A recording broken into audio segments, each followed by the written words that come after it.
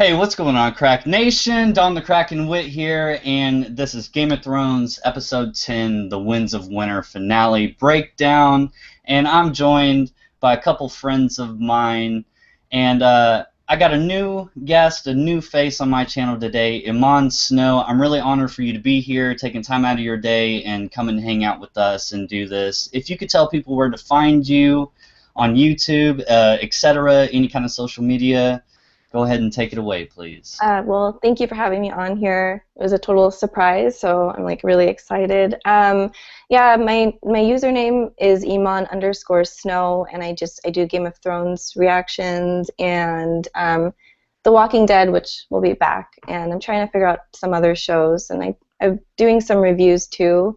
I right now I just have like Instagram, and that's like it's under Iman Snow, so that's pretty much all I have for right now for social media.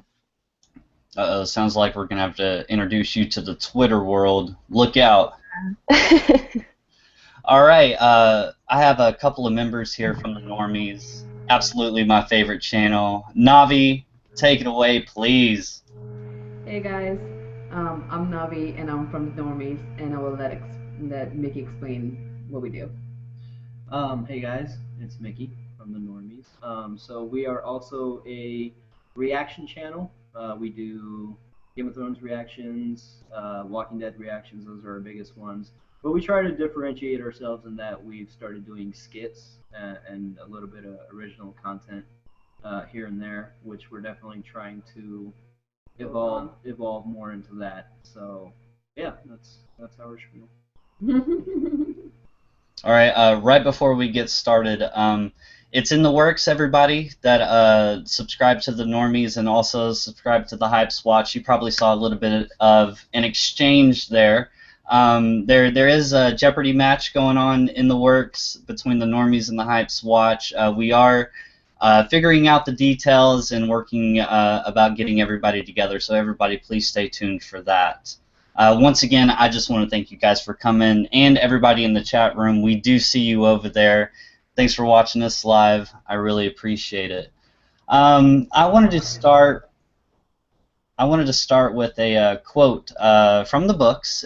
Not too much of a spoiler, but we do get a variation of this in this episode. It comes from Wyman Manderley talking to Davos Seaworth. My son Wendell came as a guest to the twins. He ate Lord Walder's bread and salt.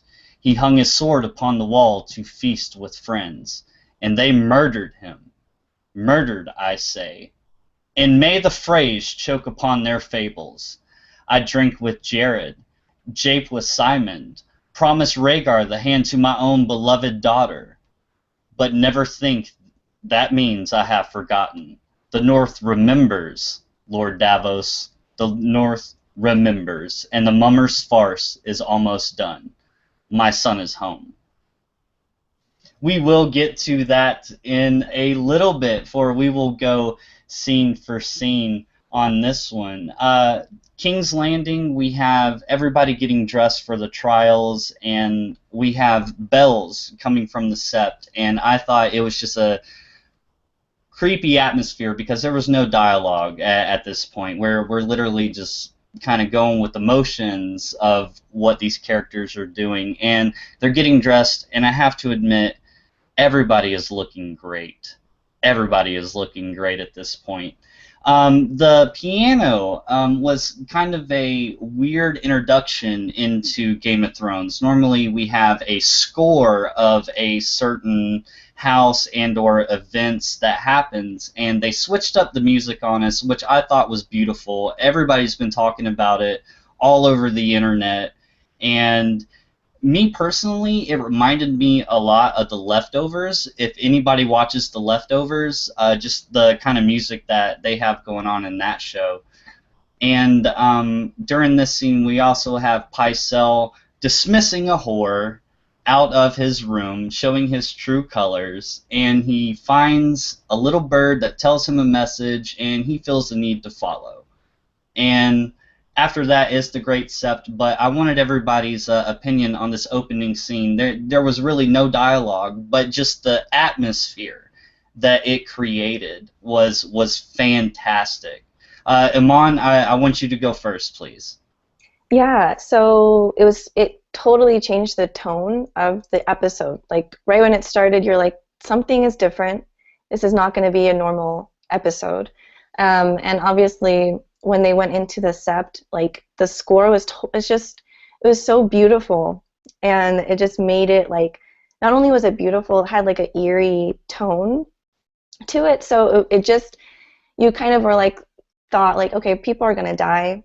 Like I don't know how many people are gonna die, but people will die. So it was, and then just with Cersei just wearing all black, and it just looked like a I don't even know like a kind of it looked really cool. That's what I thought when I saw it. I was like, this is definitely different. So the music changed the tone completely right off the bat.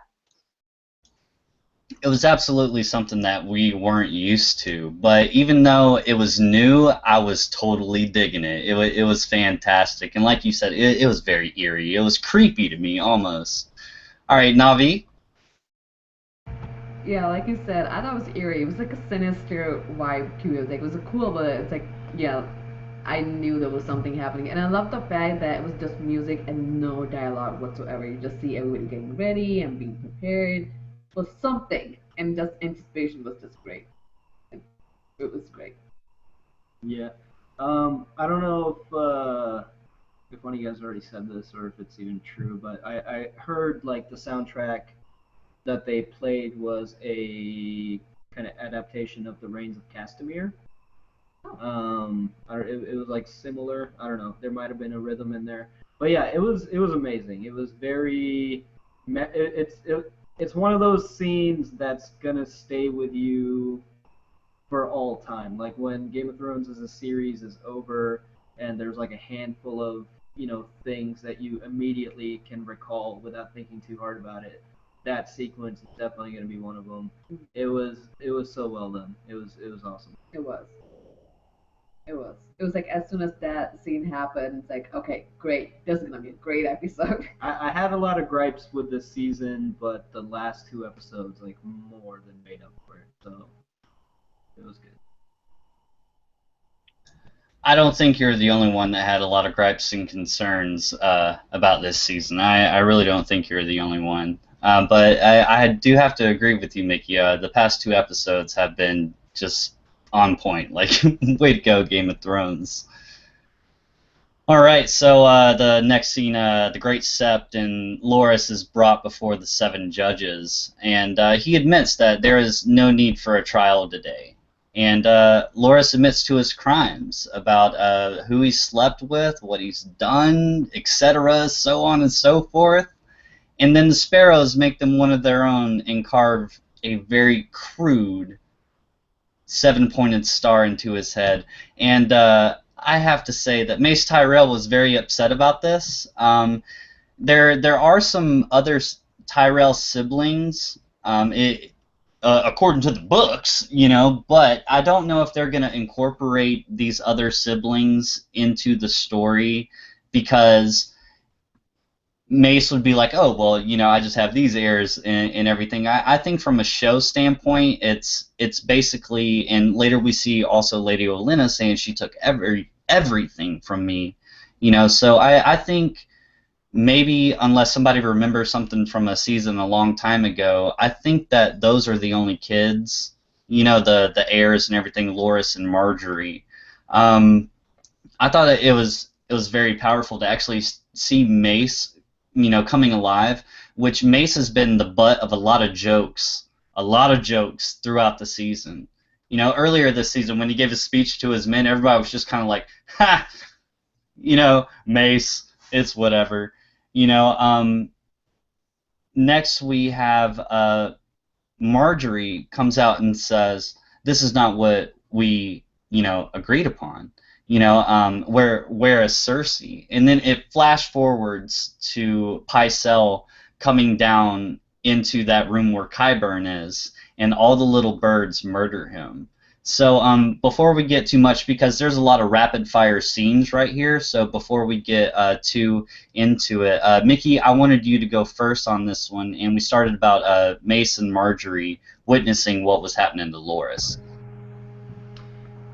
Yeah, poor Loris, man. I mean that's gotta be the shittiest way to spend your last day. I mean, he probably woke up in the morning, got one last persuasion beating to confess to his sins, taken to the sept, confesses to his sins, gets his forehead stabbed, and then just gets obliterated by wildfire. It's just that is the shittiest last day if there ever was one. Um, that I mean, it was a really, I mean, that scene is still part of that brilliant sequence, so it definitely had us on the edge of our seat because like the music, it was sinister but almost whimsical in a way. It just you didn't know what to feel. Um, are we just talking about Loris right now? Are we? Yeah, Pycelle. Hmm? The Pycelle. Oh yeah, I mean, well, Pycelle. I mean, I'm glad that they showed Pycelle like that because like earlier in the series we've seen that, and so and we've never seen his personal life really since then. So I think that was a nice like reminder scene that hey, this guy's a piece of shit. So let's go ahead and off him. I think the only disappointing thing is I just wanted to. I mean, Marjorie's definitely dead, but I just wish we would have at least known what she was up to or like what her scheme was for the the what's the religion called? Sevens. Yeah, well, I mean, she was definitely manipulating, and she had something in mind. I just wish we at least knew what her plan was, because I mean, she was a really good character, but yeah, I don't know. It was really well done, and that was my only gripe about it. All right, Navi. Not too far, but Oh, sorry. Oh, I didn't. Sorry, I didn't know where. That's fine.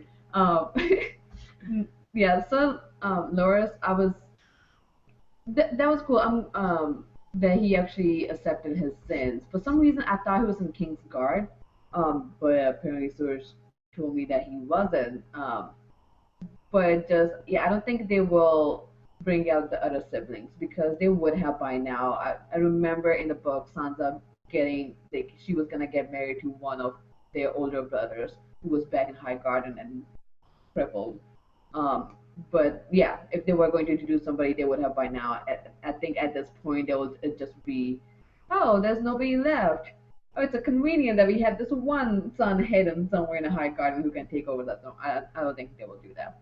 And Pycelle, dude, I did not see that coming. That kids would actually kill him. That was just too sinister, even for Cersei. Like just her being her best quality, being a mother, and then actually having a kids do that kind of act. I know like you have to get rid of the old to bring the new, but is that a better way to bring new? Like I They don't want killer kids running around. they must really okay.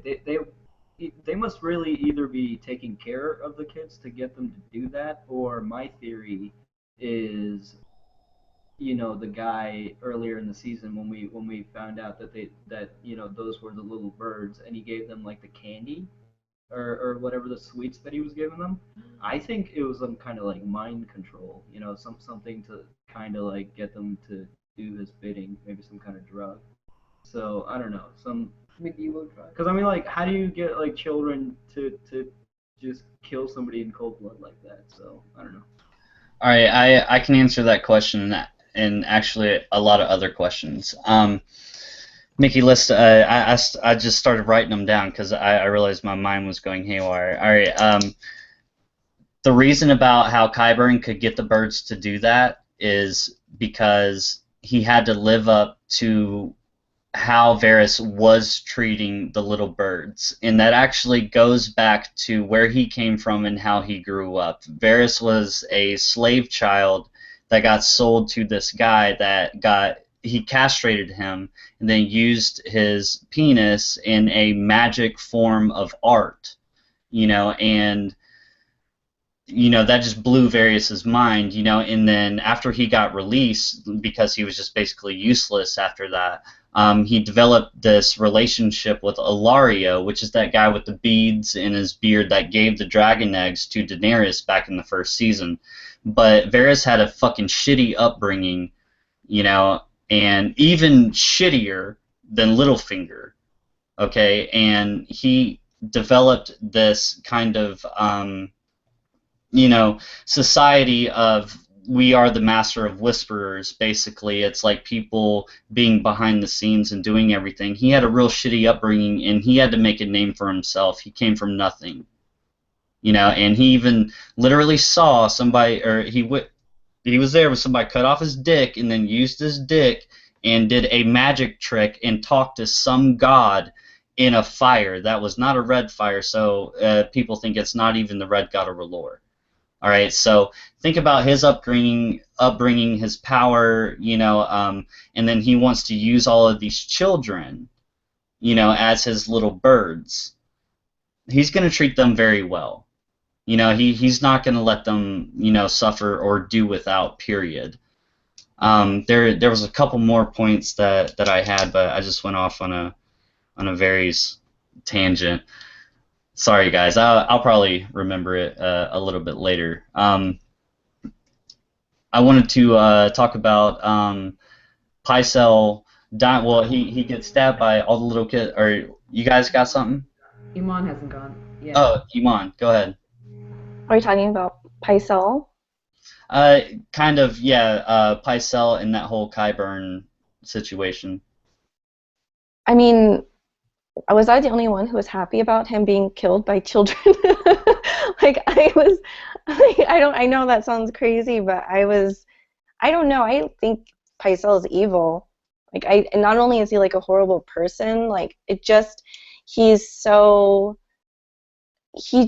everyone's ass all the time, and those types of people are the most dangerous, most evil types of people, and so. I mean, and I don't know, and like Mickey, you were saying something about drugs, like drugging, like mind control, and I was reading something online about like the Mad King being fed stuff, because I think Pycelle was he was the Grand Maester back then, and like it was like making him go crazy. Like that's like a theory too. So, Qyburn could have. Who knows? Because it doesn't make sense for children to just like kill people, but I think he deserved it, which sounds bad, but like it's Game of Thrones. Like they do crazy stuff on there, so.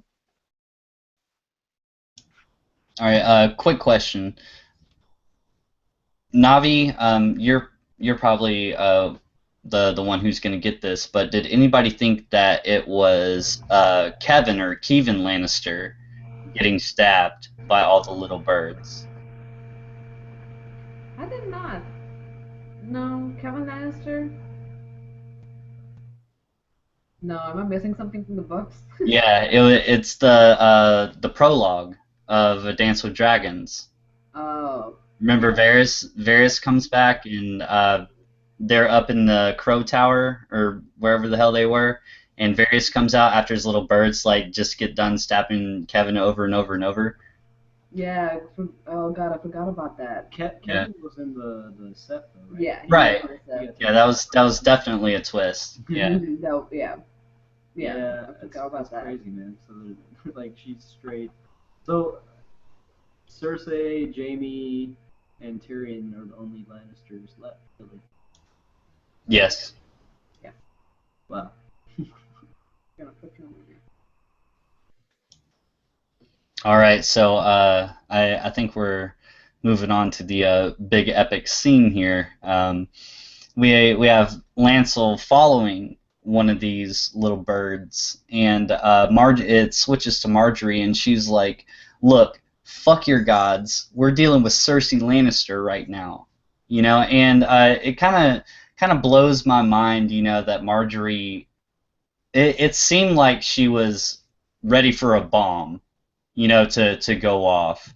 I don't know how she came to that conclusion myself. I really don't know how she came to that, but she definitely knew something was up, and she was trying to warn everybody, and she told the High Sparrow, she was like, fuck your gods, you know, and I was just like, yeah, you know. So all of a sudden we have Lancel that follows the little bird, gets stabbed once, and apparently hit him right in the spine, paralyzed his legs, had to have, you know, from just one stab. And I really thought that he was close enough to where he could have blew out that candle just with his breath, but that's just me, you know. But all of a sudden we have the wildfire explosion. Everyone is dead. Cersei takes a shot and pours one out for her lost homies, and Tommen commits suicide.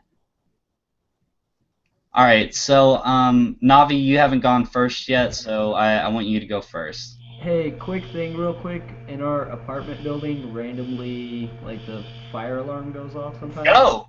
So I don't know. Go! Huh?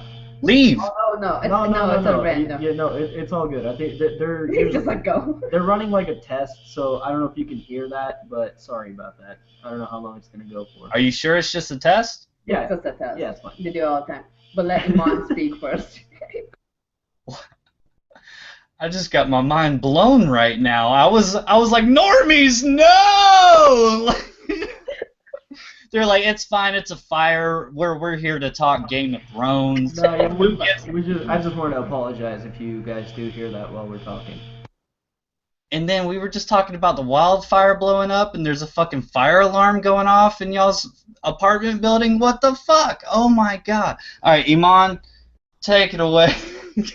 Okay, so wait, so where are we right now? Because we were talking about Lancel Lannister finding the wildfire, Cersei looking over the sept blowing up, and then King Tommen committing suicide. okay, so that's a lot. So yeah, that was a great scene. Just him getting stabbed. Maybe it was the kidney. Maybe we don't know, but it was a fatal shot. There was like more than one candle. I'm pretty sure, right? Like there was. Was it just one? Because it wouldn't make sense. He could have probably blew the candle out. I think they were. No, there was three. There was three. Yeah, so Peep didn't. He had no chance probably.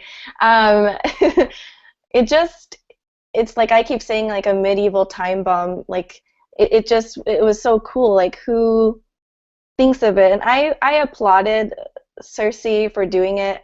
And that people were like hating on that, I guess, in my comments. But like she got her revenge, and I hated the High Sparrow like the whole time. I don't know, whenever you bring like religion into it, and then you make people do evil things, like walking her naked and having people throw feces and everything at her, and that's just like, I have no respect for you. You can't, like, this is not what God wants. Like, that's what you want. You're sick. And so I was done with the High Sparrow at that point. So I was just like, Marjorie died. That sucks. Like, that does suck. She was like a good person, but she was in the way of Tommen, and like Cersei could not manipulate Tommen the way she can manipulate Joffrey, because Tommen was always listening to Marjorie. So she had to get rid of her too. But it was just like a perfect scene. Like they shot it perfectly. Just her looking over. I'm like worried about them. Are you guys okay?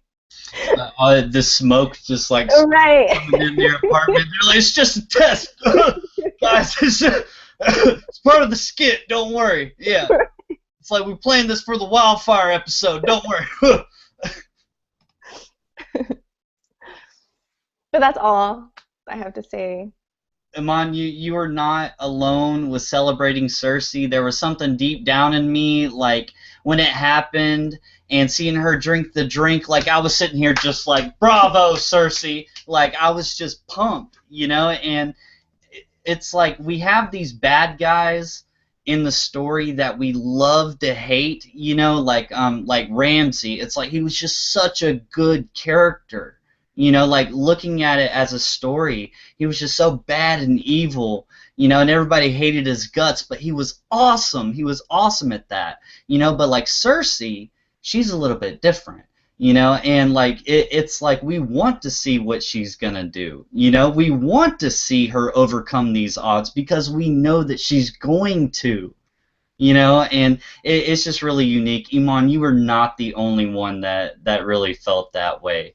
Um, are you guys okay over there?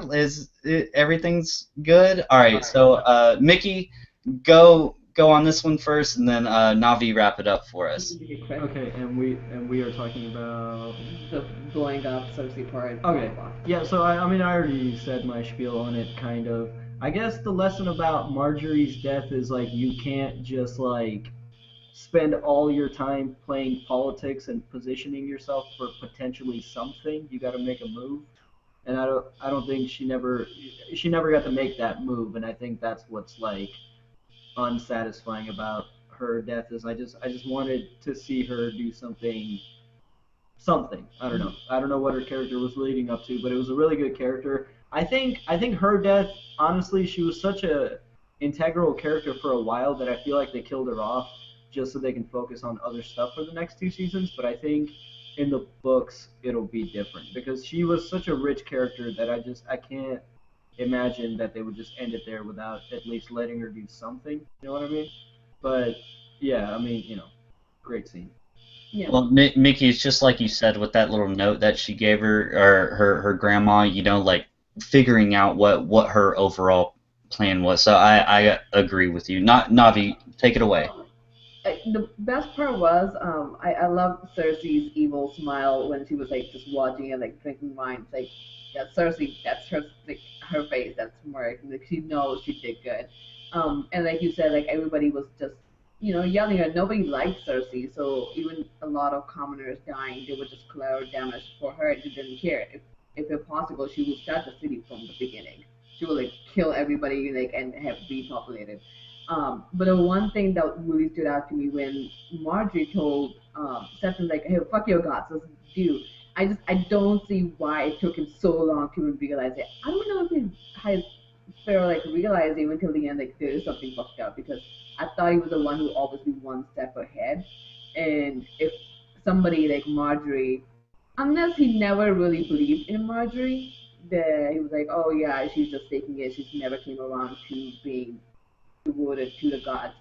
Um, but if he did, that should have been a big red flag. It's like, okay, there's something fucked up if Marjorie's like talking like that. Like he should have at least made some kind of move. I don't think they could have gone anywhere because that Yeah, that's spread out. But yeah, like, they're done. but I think he did put two and two together, but it too it late. just oh another I think of really like weird specific things, but who do you think had like what commoner had the shitty job of having to go into the wildfire and then light the candle and put it into the puddle and then like walk away hoping like don't go off, don't go off. Or like when I stab this barrel and this wildfire starts coming out of it, can I guarantee it's not gonna explode? You know what I'm saying? Like because they have to like handle it like, you know, all nonchalantly. That's Such an a excellent question. haphazard plan. Like it's, I mean, how do you know the candle was gonna last that long? It could have been like a premature explosion. Could have been, I don't know. The candle could have gone out and nothing happens. Like I don't know. It was very cinematic, but when you come down to it. No, definitely. And Lancel going down with one stab. I mean, Arya Hotel went down with one stab. It was way bigger than one guy. I mean, he was only paralyzed. At least he didn't die. But still, like Lancel being paralyzed, it's like, okay, come on, dude. Yeah, Like- what was up with that? Like Arya gets like stabbed in the stomach with like a knife twisting, and she's able to like do parkour. She can walk, like swim and walk out, and my Lancel's paralyzed. Dude, What and gets him John took like a solid 12 to his, you know, entire abdomen, you know, like, geez, man, before he finally died, you know, like, okay, if you want to kill somebody in Game of Thrones, just stab them anywhere on their back. Like, that's all you gotta do. Yeah. Yep. All right, well, everybody just skipped over Tommen committing suicide, so I'm gonna bring that back up real quick. All right, like, and him taking his crown off, I kind of immediately I was like, he's about to jump out the window, but then I corrected myself. You know, I was like, no, he's not gonna do that. You know, like, and literally I was like, there's no fucking way And then how the camera just sat looking at the window. He walked off screen, and then he came back, and there was absolutely no hesitation in him. Like, he just got up there. He didn't even jump. He just fell.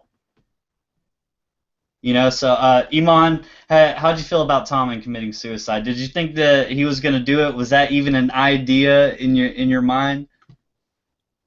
I mean, when he walked off camera, I think at that point, it was just weird. Like, it's not funny when suicide is not funny. It's not. We all know that. It's just a show. It's just a show. It's just a show. But people just freak out. Like, he's just a kid.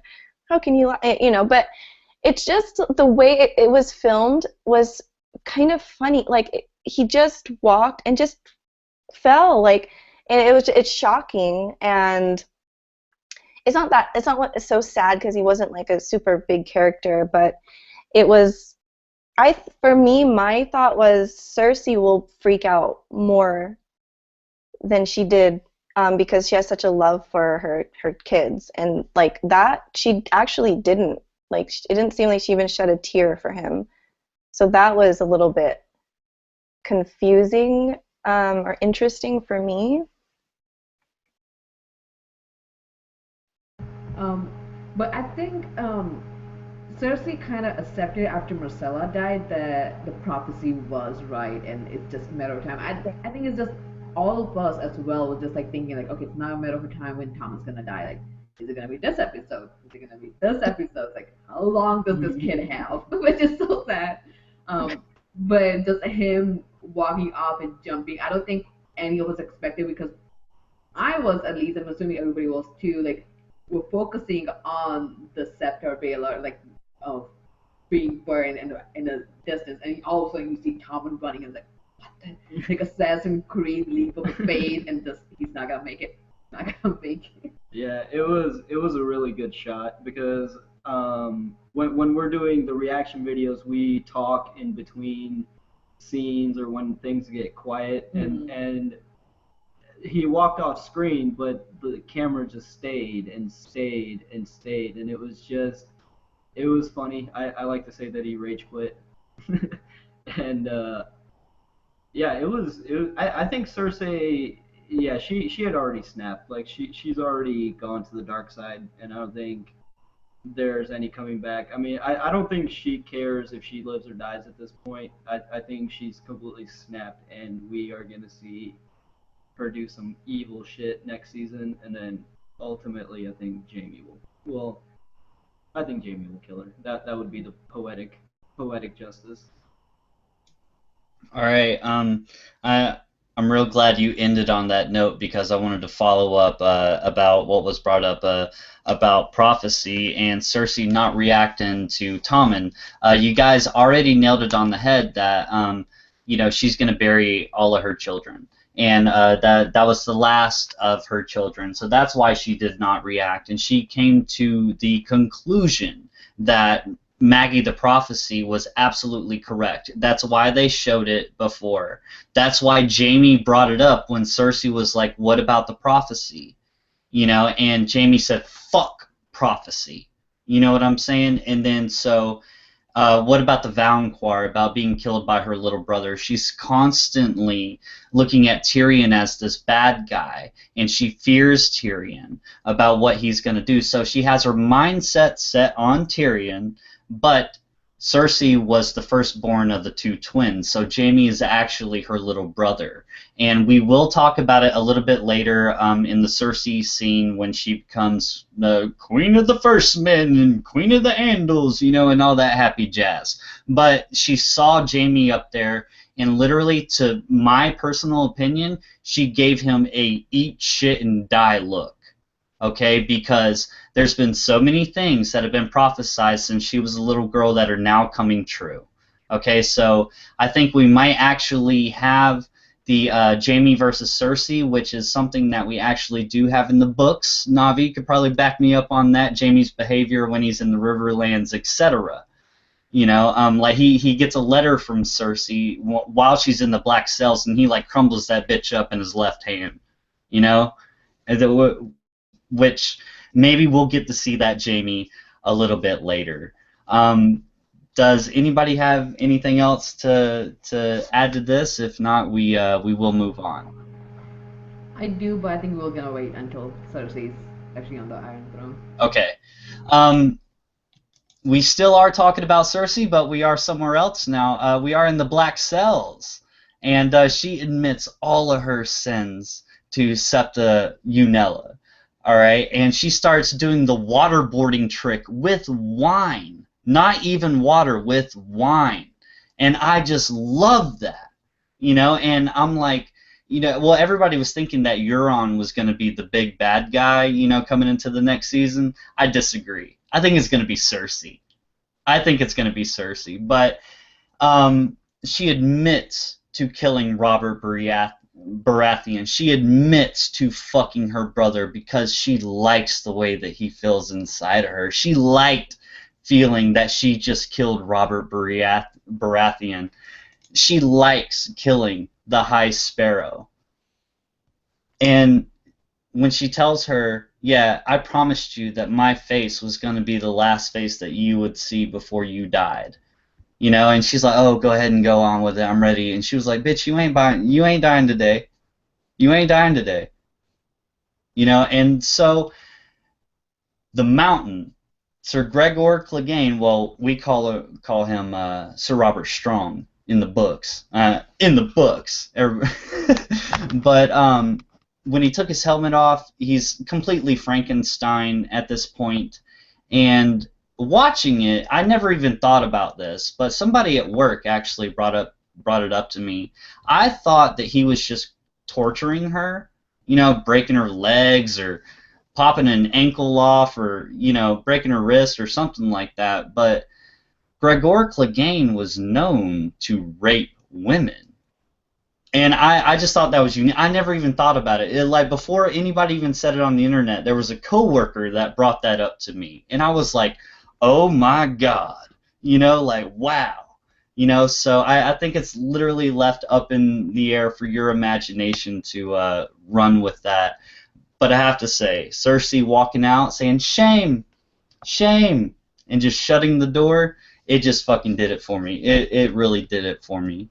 All right, so Mickey, I want you to go first, and then Navi, then Iman. Yeah, that was a pretty intense scene.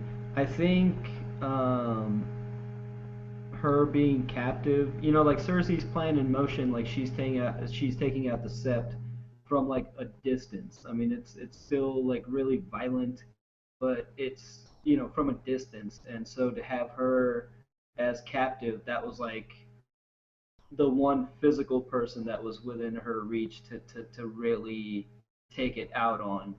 And yeah, you're right about the mountain. And then I think after he cuts them in half too, so she's got that to look forward to. So yeah, that was pretty. Because I thought the same thing. I thought he was just gonna beat the shit out of her until she's dead. But yeah, it's so much worse.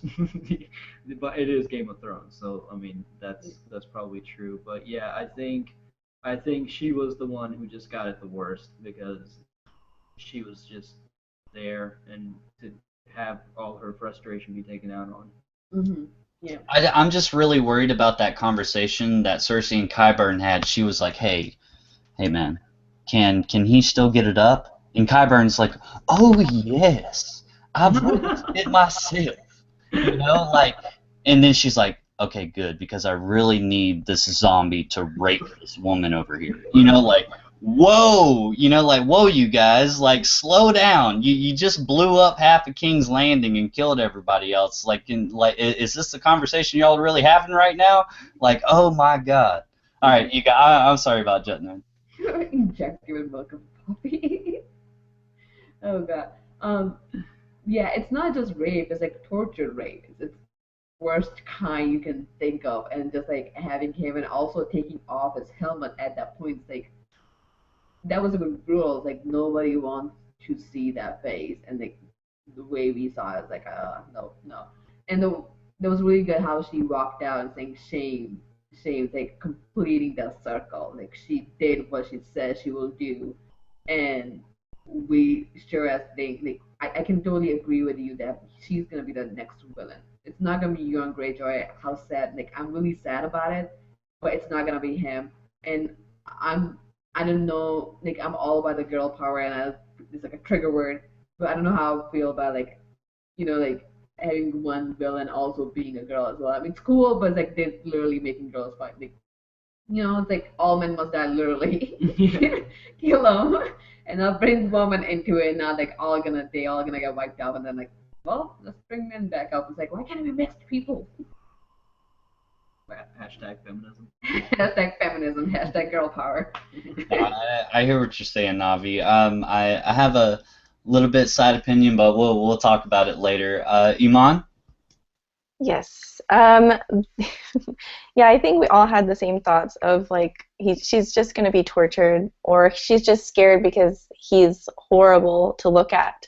But then I think that's like the beauty of Game of Thrones, like how creepy, like it's like it's your own imagination, because honestly they could do anything. She could, but I think because they've talked about him, well, he raped Elia Martell, right? Like so to death. So I think that was I think what makes it worse for her is because I look at her as like a nun type person, and so she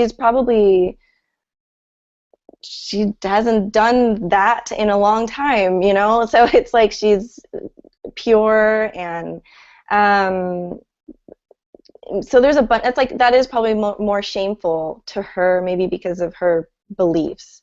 Not, and then it's going to be, I don't even, it's just so creepy and like frightening to think of. Like that's like the worst nightmare, to be like trapped.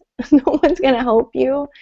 Um, but that's like, yeah, I think, and I in my review on, when I did something about Jaime Lannister and Cersei, I said that Cersei is going to be she's going to be worse than Joffrey, worse than Ramsay. Like we haven't seen anything yet, because we've seen how evil she's been from day one, and she just never had the full power. Now she does, and so it's, yeah, I think there's a lot of women. There's a lot of like this, Dany and everybody, but I think Cersei has always been scary, more so than even the men. So I think she'll be a great villain. All right. I thank you guys for agreeing with me. There was a sample chapter recently released by George R. Martin, and it's about Aaron Greyjoy and Euron Greyjoy, and this chapter really makes Euron in the books to be the big bad guy that's going to take place maybe after the Bastard Bowl and whatnot. And a shameless plug, I did a video on that, and I reread the whole chapter, so I would really appreciate it if everybody went and checked that out. But the show-wise, talking about Game of Thrones, definitely Cersei is going to be the big bad guy. Unless you guys had any final thoughts on King's Landing, we are going to move on to River Run. So is everybody okay with that? With the Freys and the Lannisters? Okay, so we have a speech, the Freys and the Lannisters send their regards, which all of us probably, it was like nails on a chalkboard, basically hearing that coming from Walder Frey. And after the speech, we have a little bit of comic relief between Bronn and Jaime, and we get our first sneak peek at a certain character that will show up a little bit later. But Walder Frey is talking with Jaime, and he's like, yeah, it doesn't matter who we are, it's always the same outcome, like we're, Kingslayer and Kingslayer. He's trying to relate with the young, good-looking Jaime. We even had Bronn telling him, oh, like, you're just steak on a platter and all the flies come, and Jaime, like, he dealt with Bronn's bullshit, I guess, because they're friends, and Bronn even called him out, oh, she's not blonde enough, like, she doesn't look like your sister, so you don't want to fuck her, And Jamie just tolerates that shit. But then when Walder Frey comes over, this lord, he literally gets so disgusted. He's like, we always have to come and save your ass, and I'm just gonna walk up and leave because you're basically useless. And I thought that was absolutely amazing. And Jamie looked at him and said, "We are not the same. You can say these things, but we are not the same." All right, Iman, you went last time, so I want you to go first. Yeah, that scene was important. I mean, every scene is always important because it's going to come back again, and that's something that, like, again, I did the video, and it's basically trying to say how I think Jamie is this. He's the anti-hero. He's like an actual good person, in my opinion. Um, and I think he was offended by the fact that Walder Frey was comparing. Not only does Walder Frey do nothing, and he even was like, "Do you fight? Do you do you know?" Um, the Kingslayer thing was him protecting people, like the townspeople. It wasn't just because he just wanted to betray the king. So it was, and he kept the Kingslayer's name because, for that's a whole another topic. But it's just like he, yeah, with Braun, and I love Braun. That's like one of my favorite characters.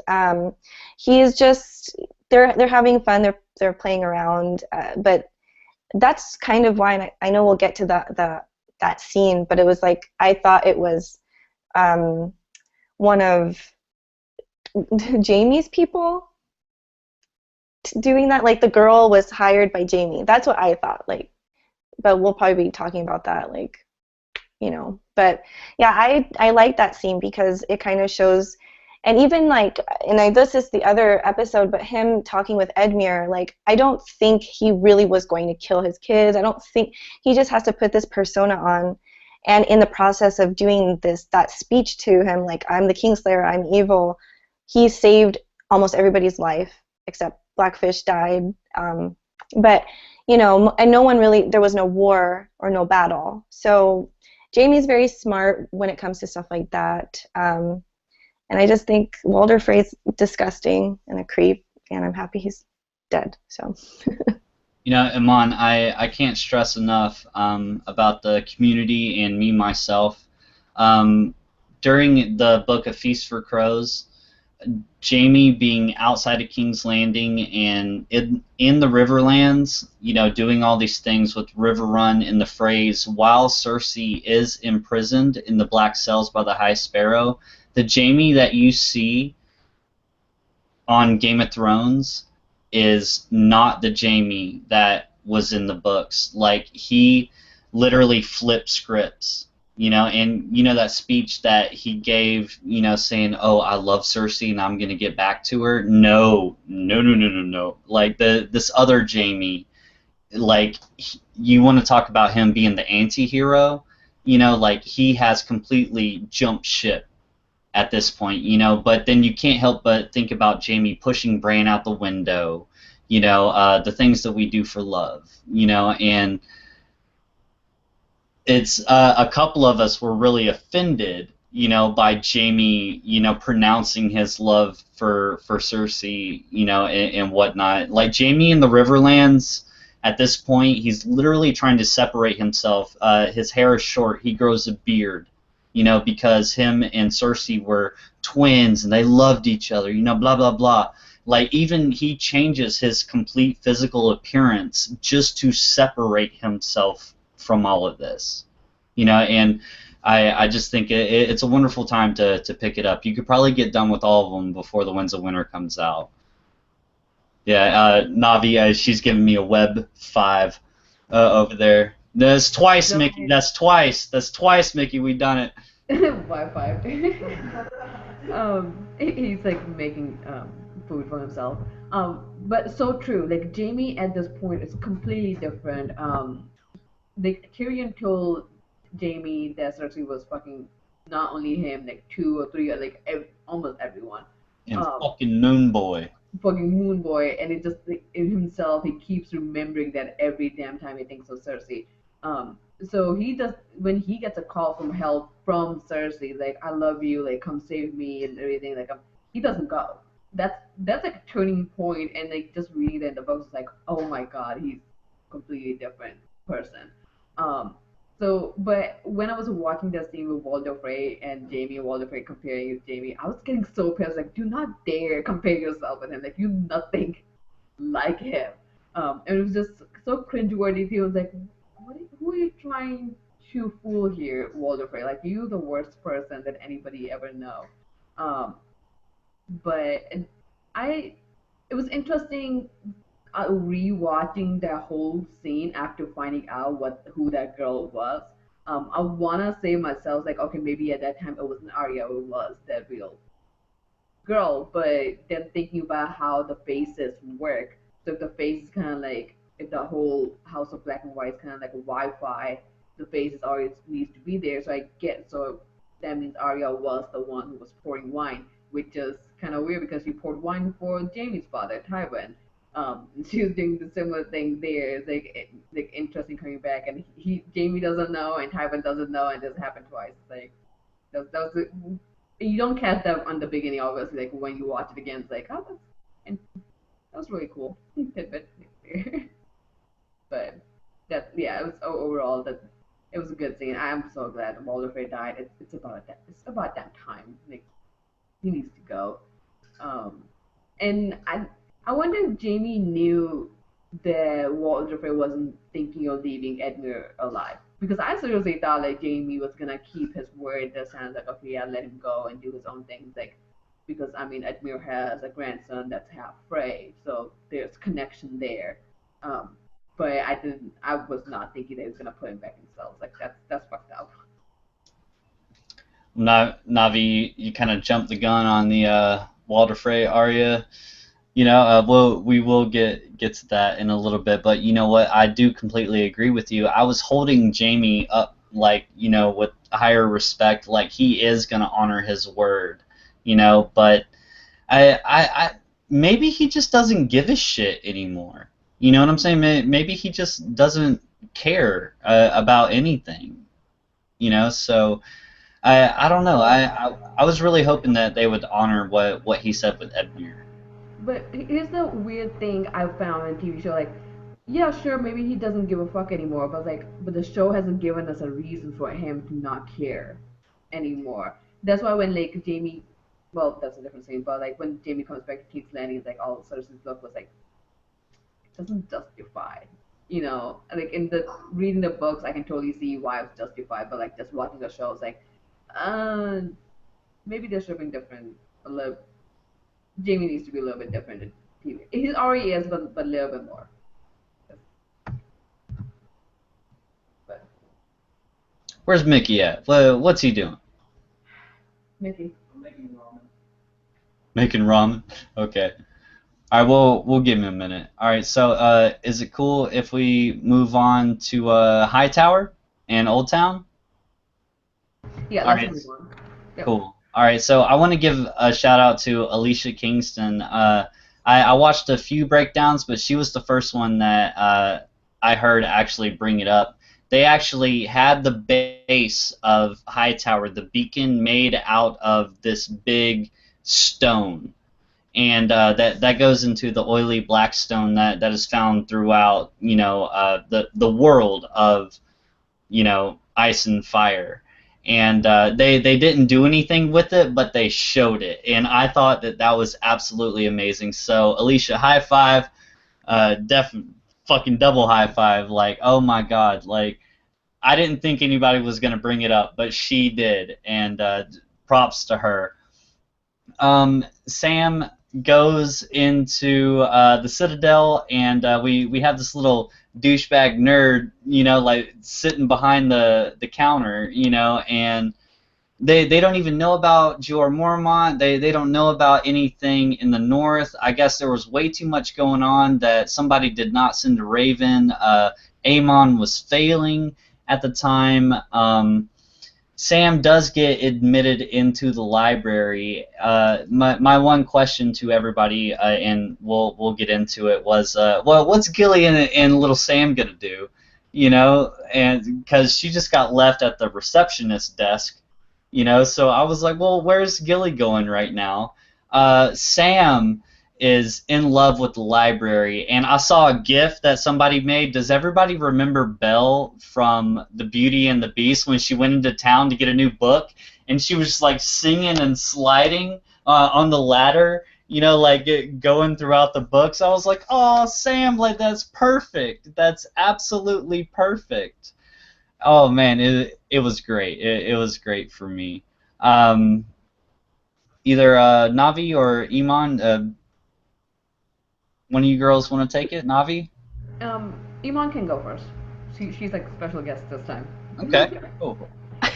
Okay. I think it was just beautiful. Like, um, I don't know. Does anybody know if that was like a real library that they made, or It was was it kind of fun. CGI? I doubt it. Yeah, there was maybe like parts of it, but I imagine a lot of it was CGI. Oh, okay, that because I know I'm like thinking like to the Lord of the Rings and stuff like they would make like actual like the setting. But yeah, it was really beautiful. I know that some people I did sometimes like things happen so fast I don't catch it when I'm like when we're doing the reaction.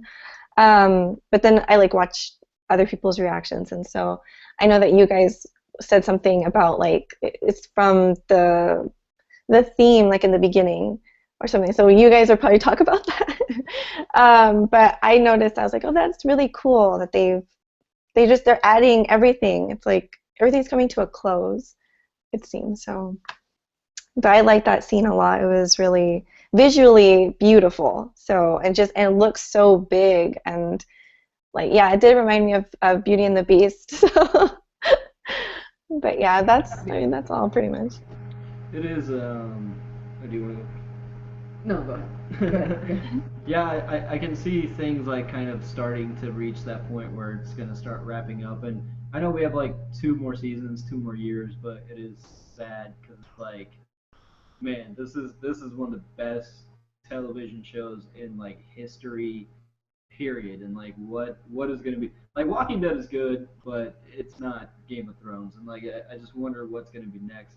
But the library scene was amazing. It was beautiful, and the chandeliers I think is what you were talking about. It has the same sigils and patterns as the one you see in the title screen, and I don't know if the library is just like a location and that was just like a cool little Easter egg, but to me it seems like that's their way of saying that you've been seeing this whole time, which makes this library extremely significant. I mean, Sam has Heartsbane, he has a Valerian steel sword, he's killed White Walkers and a White Walker and a Thin, so he is a significant character, and I think his whole thing is knowledge. So I think that he's going to help in learning something significant at that library that's going to ultimately help them Yeah.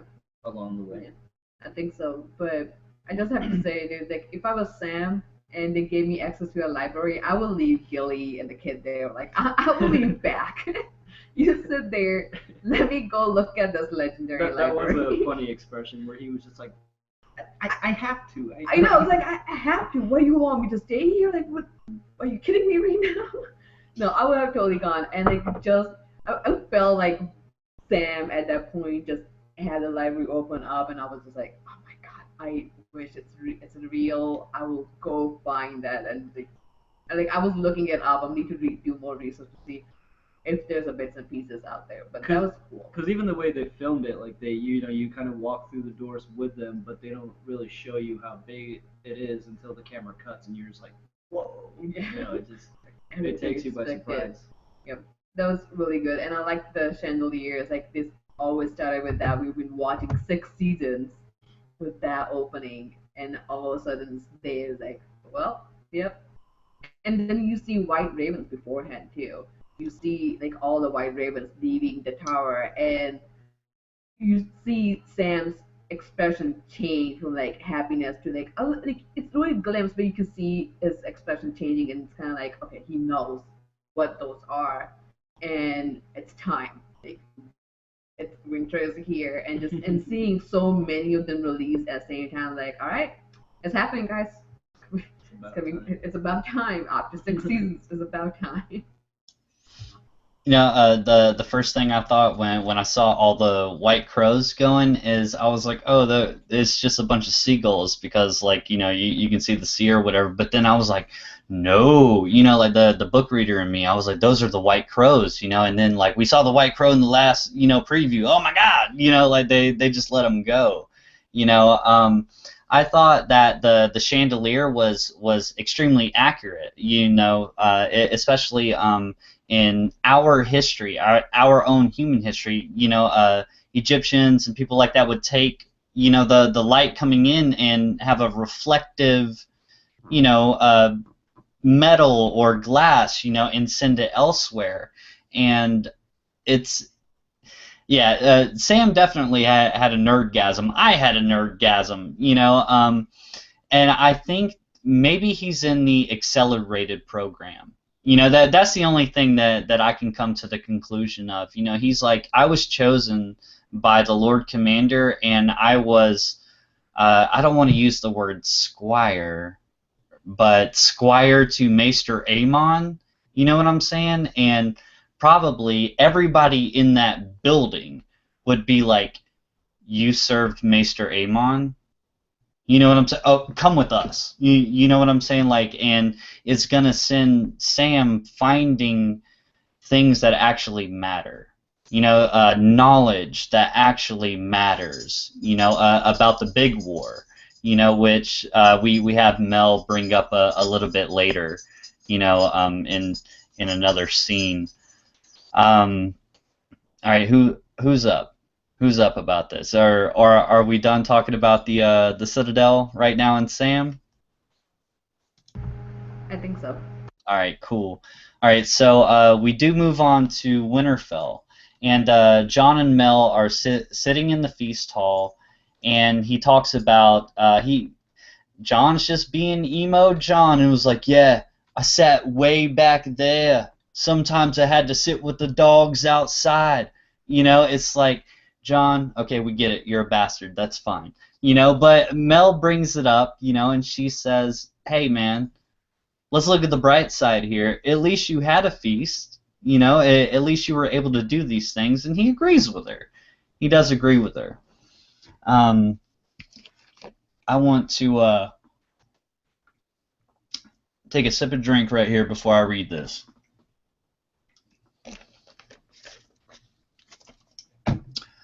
Davos comes in, throws his stag at Melisandre, and she catches it. You burned a little girl alive.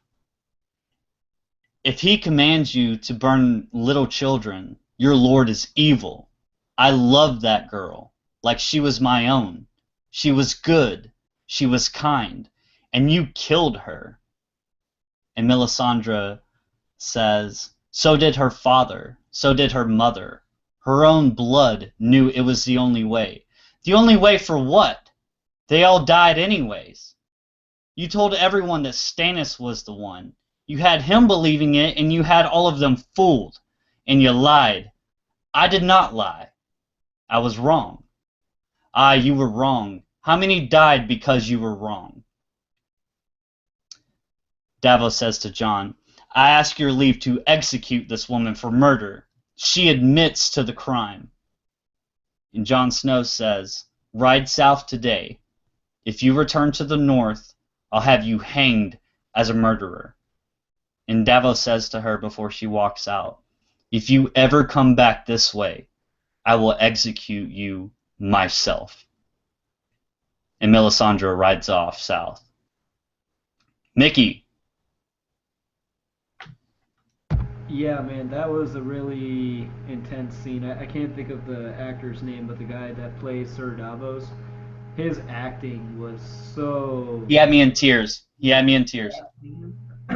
Liam Cunningham, dude, his acting was so good. That bit of scene is like some of the best acting I've seen on the show. It was so emotional, and you could feel how close he was.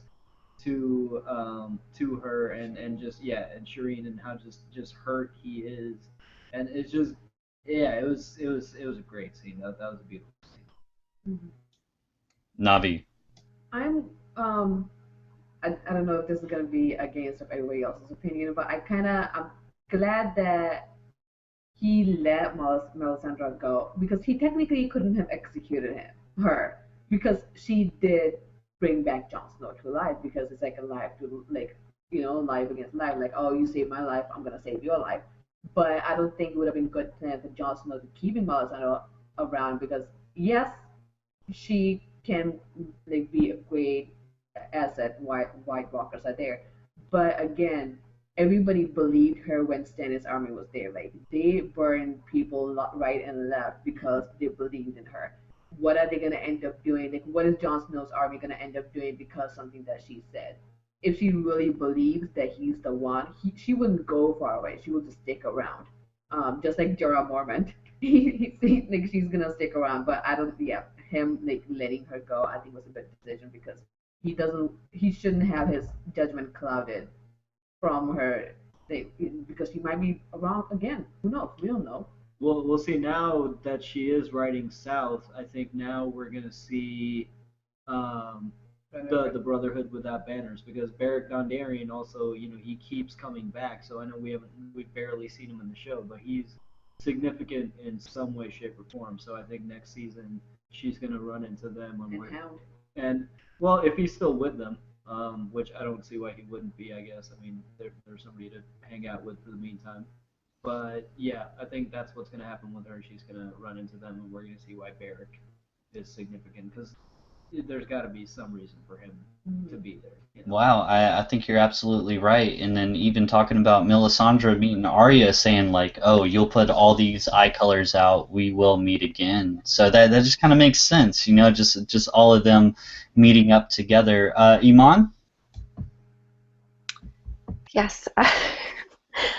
Stannis is one of my favorite characters. So it was, for me, I was just, Davos is always speaking the truth all the time. He's one of the other great characters in the story. But I always have like a soft spot for Stannis. And I've been very angry at Melisandre, and I was just like very happy that um, that they could. Someone finally said the truth, and basically, like my thought was, and can you hear me? I'm wondering if you can hear me. Yes. Okay, I wasn't sure. Yeah, so We're I just it was all like ears. We're okay. just taken aback by your statements. We are waiting patiently. I just wasn't sure if it was working. But yeah, I was. It was obviously a very powerful scene. I mean, his voice was cracking and breaking, and he loved Shireen, and they had a bond. And I was just like, everyone is mad at Stannis because yes, he killed his daughter. Yes, that's evil. Yes, he did, like, he killed his brother. He did things, but he was always like a noble person. Like he kept to his code. He kept to his word.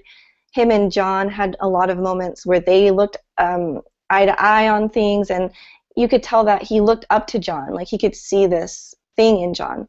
And so, but no one ever gets mad at Melisandre because she manipulated the whole situation from day one. And from day one, I hated her. I've never liked her. I said thank you because she brought my baby John back. But other than that, I just can't. I can't connect with her character at all. I do agree though that she probably could not be killed because she's going to be an asset in the future. I'm 100% sure of that. And like you said, she told Arya they will meet again. So, but I was just happy that Davos said that because someone needed to talk to her like that, like just in her face, be like, look. And Davos is a good man. Like I don't think he would just kill somebody, and he straight up told her, I will kill you on sight. So for him, and I totally, yeah, again with the whole religious stuff, like in Game of Thrones, they make this like religious fanatics. She is saying that she burned a child. I just like, you can't. worship a god that tells you to burn children or burn people? Like, what kind of god is that? So it's just like a bunch of like the gods in this story are very seem to be a little bit corrupt in a way, like the belief system. So I'm just like, yeah, I love that scene. Davos is my favorite. I think Davos is unanimous within the fandom that he is absolutely a favorite. So you're not in the wrong there whatsoever. Do you guys have any follow-ups, Navi? Yeah. Well, we know what happens to favorites on the show, so that's. I know they're gonna do it. I hope they don't, but it's gonna be heart wrenching when it happens. I think George tweeted out. He was like, "Oh, you guys like Lyanna Mormont? Noted." And everybody was like, "Oh no!" We Like, don't like her. We do not like yeah, her. no, nobody likes her. Nobody likes her. All right, so what about the walls of Winterfell when Sansa admits she should have told Jon, about the Knights of Aaron, even though we really didn't get that much of a good reason, and Jon tells her we got to trust each other, okay? Like we're really all that we have, and she tells Jon that a white raven arrived and winter has arrived. And I literally laughed out loud when Jon was like, "Oh, well, Father Alma, Father always promised." And like that just goes back because I've seen so many jokes about winter is coming and this is coming, pumpkin spice fall is coming, and it just blew my mind. I thought it was absolutely fantastic, and I just thought it was really good to see the interaction between them, and I really hope that they just unite and keep pushing forward. That's what's my goal. And I've seen a lot of people talking about, oh well, they're cousins. That means that they can marry, right? And I was like, damn, internet, like chill out. Well, what's with all the incest going on? Like, you guys really want this? And then they're like, oh, John and Danny are gonna get married. I was like, well, that's his aunt, and she's like, or like, oh my god, damn, all you incest bastards out there. Anyways, Navi, go first. About the John and Sansa interaction. Do you want them guys to hook up, or are you saving John? It's either incest or incest. Which incest do you really want, Navi? I Which want one do John you and want? Danny incest, not the Sansa and You John. want the Danny and John incest? All right, I'm all for I that. think the incest, but that one in Targaryen, like, well, makes sense. They're Targaryens. Um, and I mean, in that case, John is bringing something to the table as Danny really, really wants that marriage alliance. But at the same time, I think if she's gonna break the wheel, then don't get married. Just break everything. But it was interesting. I saw one meme. It was talking about how, like, I think it was a college humor, or maybe like Sansa told John, like, "Oh, winter is coming," and John just turns around like, "What am I gonna do with this tattoo now?" Like, everybody always says winter's coming. I was like, that is true. Like, it's finally. I was like, all right, well, yeah. What do you do now? Are you gonna change your words? Like, winter is here and winter is coming. Like, it's completely your whole house motto is based on a season. And the That season is is funny. now they have to change it into like the winter season. But it was cool, and I liked in the I think it was previous week or week before. I remember Tinker Joshua was talking about Marjorie and Olenna Tyrell combination because those are the only two family relationship that's been worked really well. And if John and Sansa can actually keep it up and Sansa can trust John, then they can become a really good duo. And that would be great to see because there is no other family ties. I mean, Cersei and Jamie apparently not doing well, and those are the only two other ones I can think that can have like really good ties together. So I would love to see Sansa and John being as a brother and sister, no incest, just brother and sister, good family duo. That'd be cool to see. All right, Mickey, I'm gonna put you as the low man on the totem pole once again. Iman, I want you to go ahead and go. Okay, so I don't want John and Sansa to get together because that's disgusting. Just because now they're cousins doesn't change anything. Like they grew up together as it's just gross. Um, and I am not a John and Danny shipper either. Me and Danny have like hard times. Like I can't get on board. She kind of won me over finally with like once I'm a Danny and Yara shipper, basically. So I'm like ready for that action because like I saw it from the moment they showed that Yara could be possibly a lesbian or whatever it was. I was like, you know what? Like her and Danny, that would be because they're both strong and it just makes sense. Um, but I don't want anyone to get married. I just want like I want Danny if she is going to be on the Iron Throne just for her to be there. And if John gets there for him to be there. Like and even if they do get married, I thought marriage is only not only to tie to get the a stronger like kingdom, but more of like an heir. But Danny can't have children, right? Like she's that's no, it was some like she has some. I don't know. Like it didn't work out the first time, so I don't know how it's all gonna work. I feel like they should definitely get together and be like a strong team. I just don't. In my mind, I don't see any like marriage stuff. I just don't see why that has to happen. Personally, for me, in my opinion, which people probably don't like that opinion, but I just that's my very strong opinion on it. And I don't, yeah, but no John, no Sansa stuff. Danny and Yara. All That right, all right, calling. Mon. Since Dany doesn't have to get married to anybody, once she gets to Westeros and she has all of these options, who's she fucking? Yara. That's That's it. that's. Whoever she wants. She's queen. I don't know. I'm like whatever about it. I mean, shit. If she ain't getting married, I just want to know who she's fucking. Then, you know what I'm saying? Like, Dario can come back, I guess. I don't know. all right, Mickey, take it away, buddy. Yeah, I agree with Iman. I think like the R plus L theory was such a obvious theory that I think that the show is only gonna allow the fans to guess like one obvious theory. And Danny and John just seem a little too obvious to me, so I agree. I don't think ultimately they'll get together. I'm also shipping Danny and Yara. Oh hell yeah. Like Yara is like a aggressive lesbian. Like she like Bisexual. I think this she okay, yeah, bisexual. So I think this season Yara gave all women Game of Thrones fans like Ruby Rose syndrome all over again.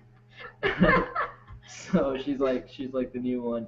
Um, yeah, I don't think Danny and John's gonna happen.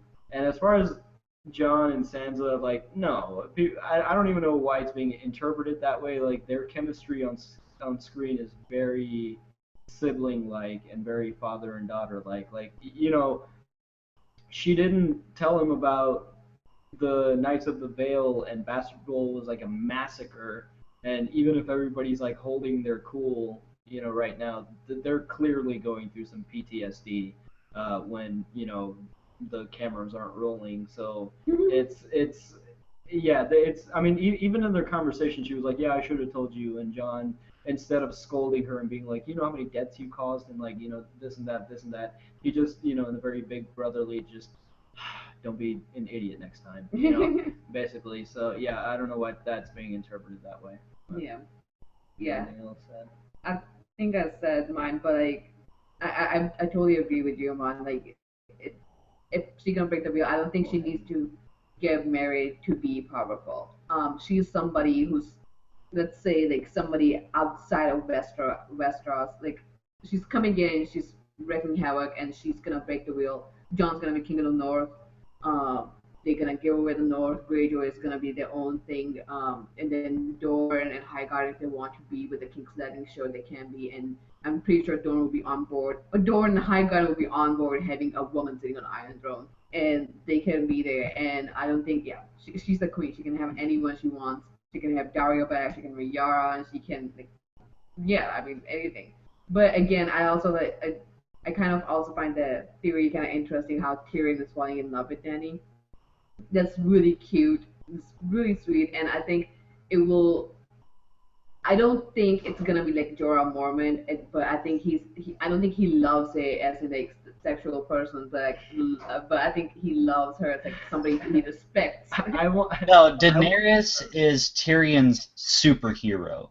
Yeah, it is because he Yeah, wanted to have dragons. She had 3 of them. Yeah. But I want the series finale end credit scene to be like Jorah Mormont, be like, I found it! I found the cure! And she's just like, no one's there. No one's there. Like, all right, we got. We need fight. Poor Jorah, man. Alright.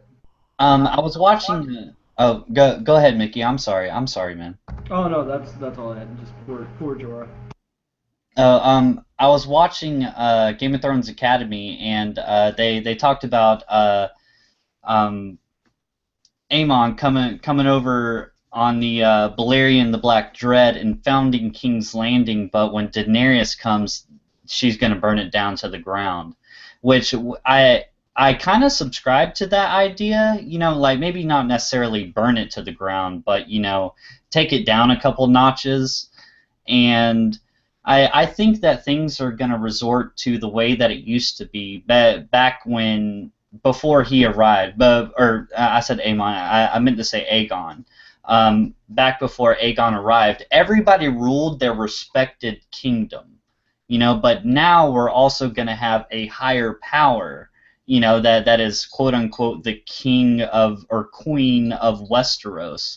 But everybody is going to do their own thing. You know, but they have to play by the rules. That's the thing here. They have to play by the rules.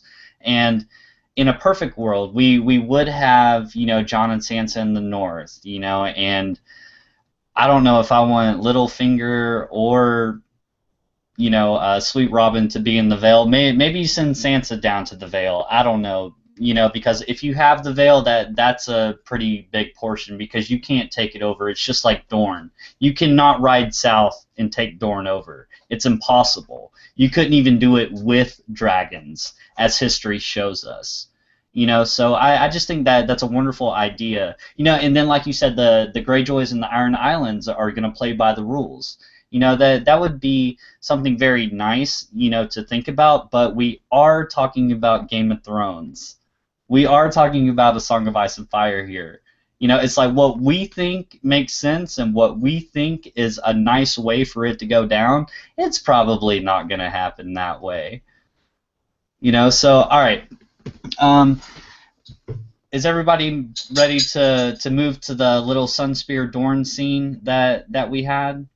All right, so Lady Olenna is down there, and she punks out every single Sand Snake assassin that we have in the story, which all of these girls could just literally kill her in a heartbeat, you know, but she just punks them out, and they actually shut up, you know, and she brings up the 100 Red Scorpions, you know, killing a previous Tyrell, you know, or way back in the past. That's a big nod to the books, you know, because the Tyrells used to be in charge of the Martells down in Dorne, and so they brought the Lord down there, and he was like supposed to sleep with these women, and then like they pull a little string, you know, and all these scorpions fall on him and just sting him and kill him.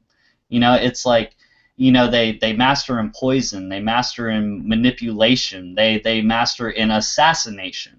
You know, so I thought that was a big nod to who these people actually are. You know, and I know a lot of people have hated on Dorne and everything, but this scene kind of brought them back to life, especially having Lady Olenna there and being like, oh, yeah, okay, you punk bitches, what do y'all plan to do, you know, about all this? You know what I'm saying? I have the largest army in all of Westeros. You know what I'm saying? And then Varys walks out and says fire and blood.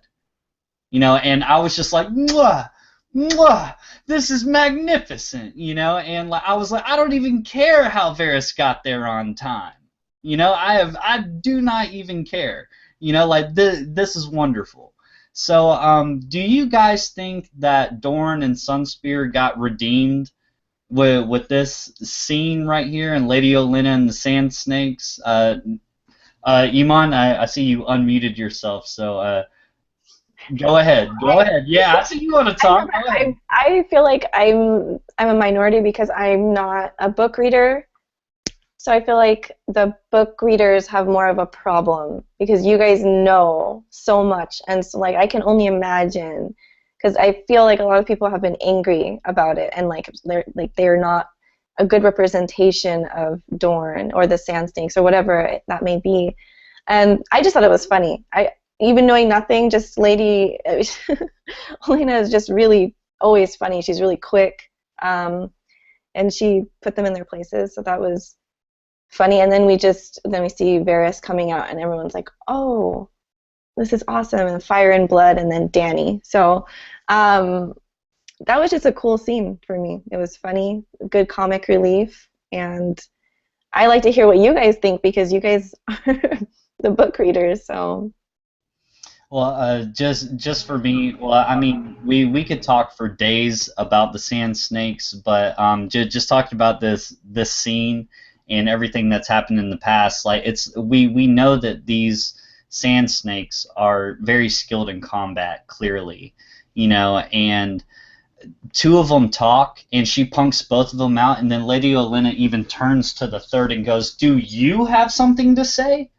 You know what I'm saying? Like, okay, just go ahead and get it out. So I don't even, you know what I'm saying? Like, approaching the third Sand Snake, and that was just magnificent to me. No, Navi, go ahead.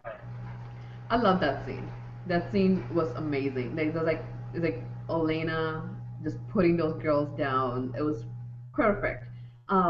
If it redeems Dorne for a whole show just with that scene, I don't think so. But I think from moving on from now, it was perfect. It's good. I mean, what happened happened. You can't really do much about it. And I guess there's so many people now they can't really bring Dorne and Greyjoy at this point now. Can you imagine having their story build up now when all other stories are closing up? They had to make some kind of sacrifice. So I understand. But from moving on from now, like Olena being there and Highgarden and Martell and Tyrell coming together, Varys being there was like, okay, yeah, she's preaching Daenerys there. It's like all the houses coming together. It was just wonderful to see. Um, it just just seeing like, okay, yep, Daenerys is building her army. This is happening, guys. And I think the best part was like Varys coming out just saying, did he say ice and fire? I was like, that's it. That's all we need. No, Fire and Blood. Oh, fire and blood. Like that's all we need. She wins. She got it. They are with her. Like, And it also helps because Dany is a woman, and yeah. there will no weak man will ever rule Dorne again. You know what I'm saying? It's just like how Yara got Dany's side, with saying, oh well, there's a couple of guys over there that think that women are weak and they're not fit for rule. And Dorne was founded by Nymeria, which was an epic warrior princess. You know what I'm saying? Like, so come on, come on. Exactly. That definitely helps. Um, yeah. I mean, hey, what can I say? I'm a girl. I love it. It's perfect. But it'll be cool. It'll be cool to see the whole thing go down. Yeah. I think Mickey's still eating, so we can skip him if he wants. Yeah, he doesn't want to talk about girl power. That's fine, Mickey. Walked I hope you can away. hear me. That's fine, Mickey. As soon as I go, Paul was like, "Yep, I'm leaving." All right. How about River Run? You ladies want to go to River Run? Mickey, I'm glad you joined us.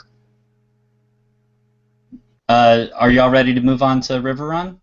Or Mickey, unless you have anything about Dorne and Varys and Lady Olenna. You're muted. I honestly, I haven't read the books, so I don't. I know that Dorne was a lot more significant in the books, but not knowing any of that, um, no, not really. I mean, I like the scene, the comedy of the scene, how she was like putting them down, but I know that like was a lot more meaningful to book readers. So, I mean, I do plan to hopefully catch up on the books between now and season 7. Not happening.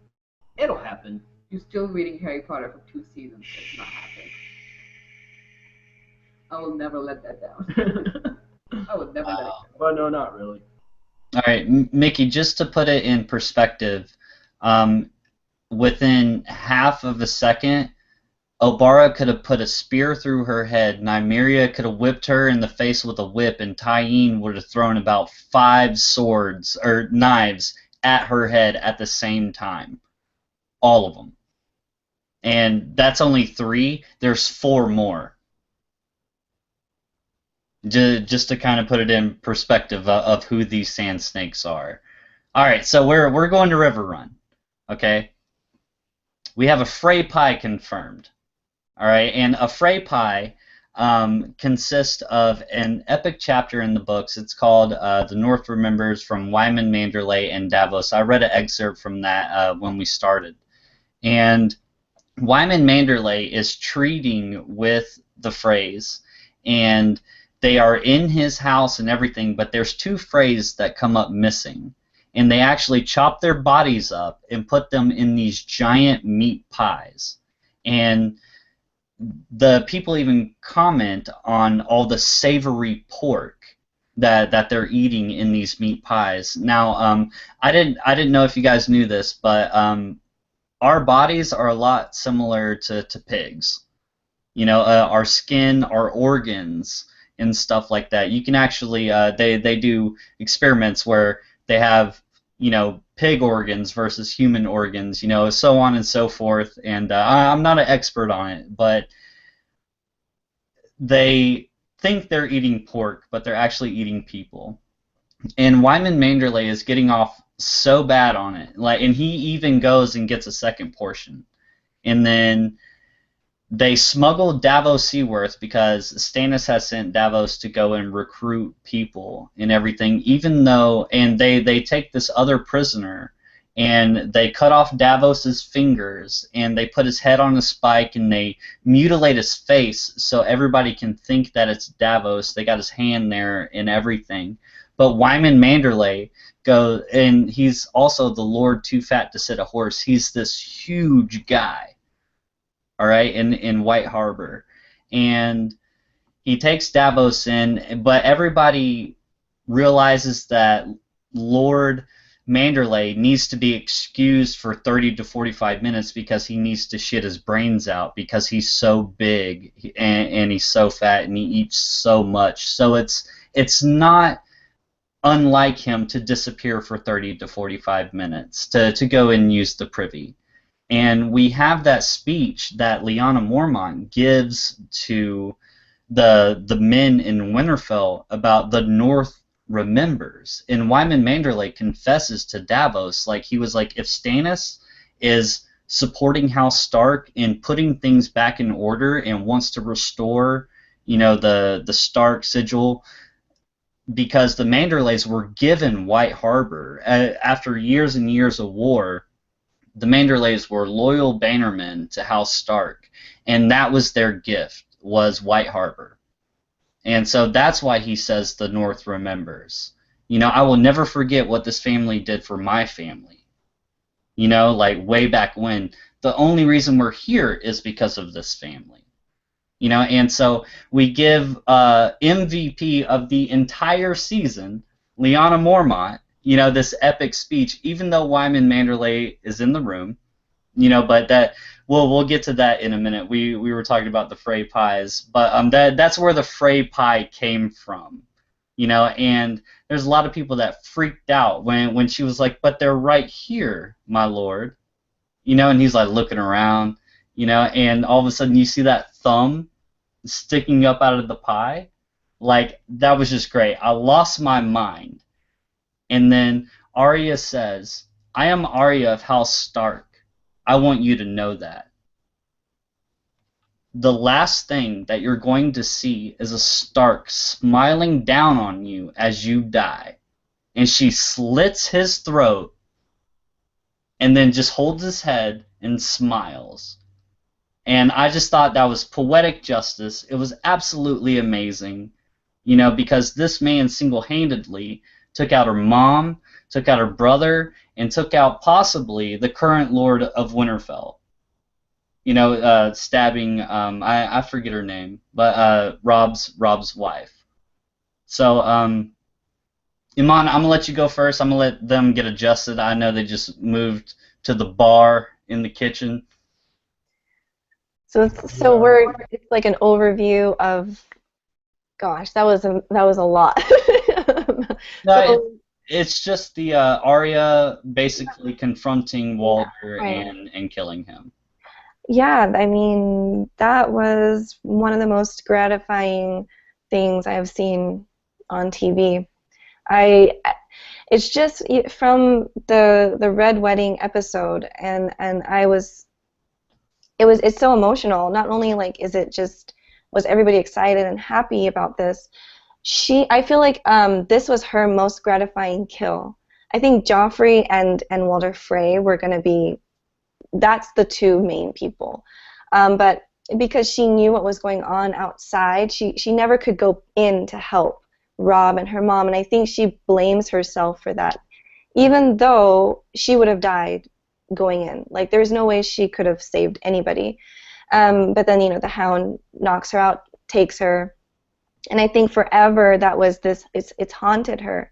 So that's why, I mean, she had a creepy smile as she's slitting his throat, and like we're all like excited, and I mean I'm still like, it was just so perfect. It was just justice. Finally, like Game of Thrones screws us over so many times, killing the people we love, and then this season was just giving us everything we wanted. And so it's just been a good season. So it was interesting. But I was saying we do this other discussion, and we were talking about, well, where does Arya go from here? Like she's not really a hero anymore. Like she's only all about killing, and she doesn't have like. And this is from Jarrell.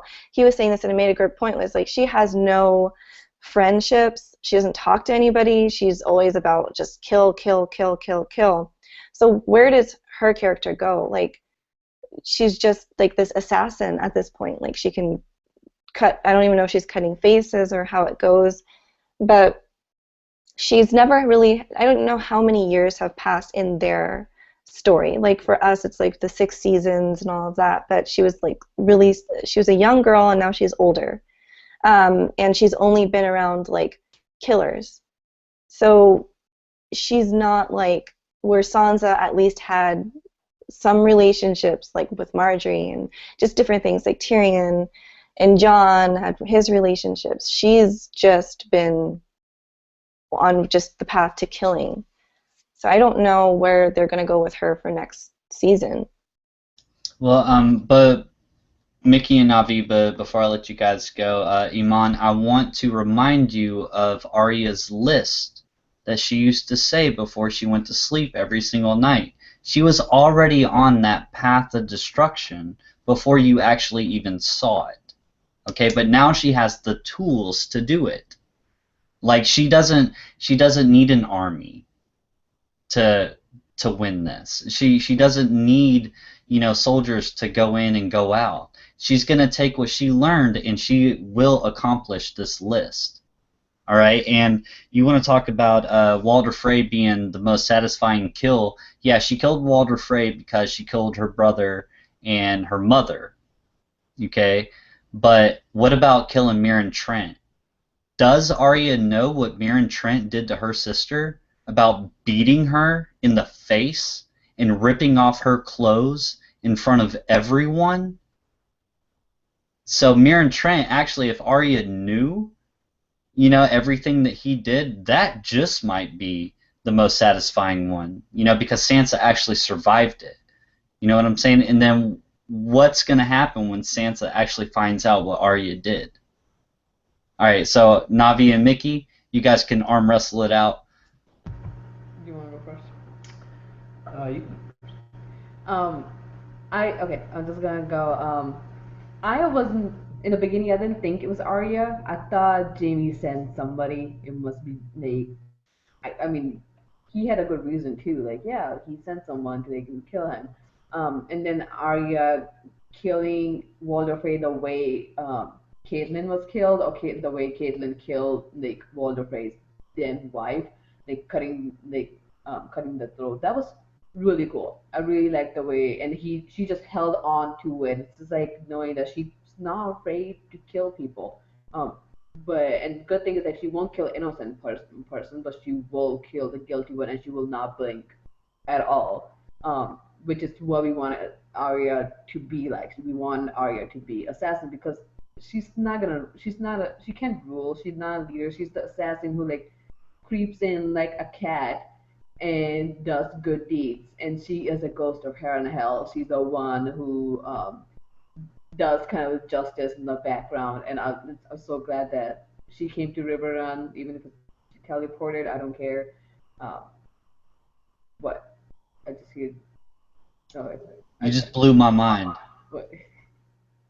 What? Oh my god. I just hear. I'm sorry. Okay, okay. I just see So you just froze up. I'm like, what happened? yeah, all right. So me and you know about the Ghost of Winterfell, the Tyrion chapter, or not Tyrion, Theon chapter, the Ghost of Winterfell, where people keep dying, and me and you think it's Mance Rayder in the Spearwives, right?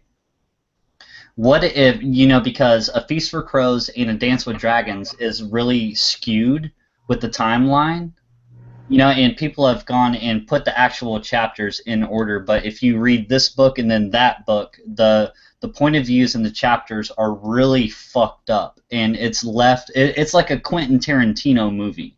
You have to figure out when the different scenes are happening. What if the Ghost of Winterfell is actually Arya? Didn't they kind of show that in the TV show though? They kind of made it look like it was her. She was the one who was giving Jack and Hagar all those wishes, and people were like, oh yeah, Ghost of Harrenhal is back alive.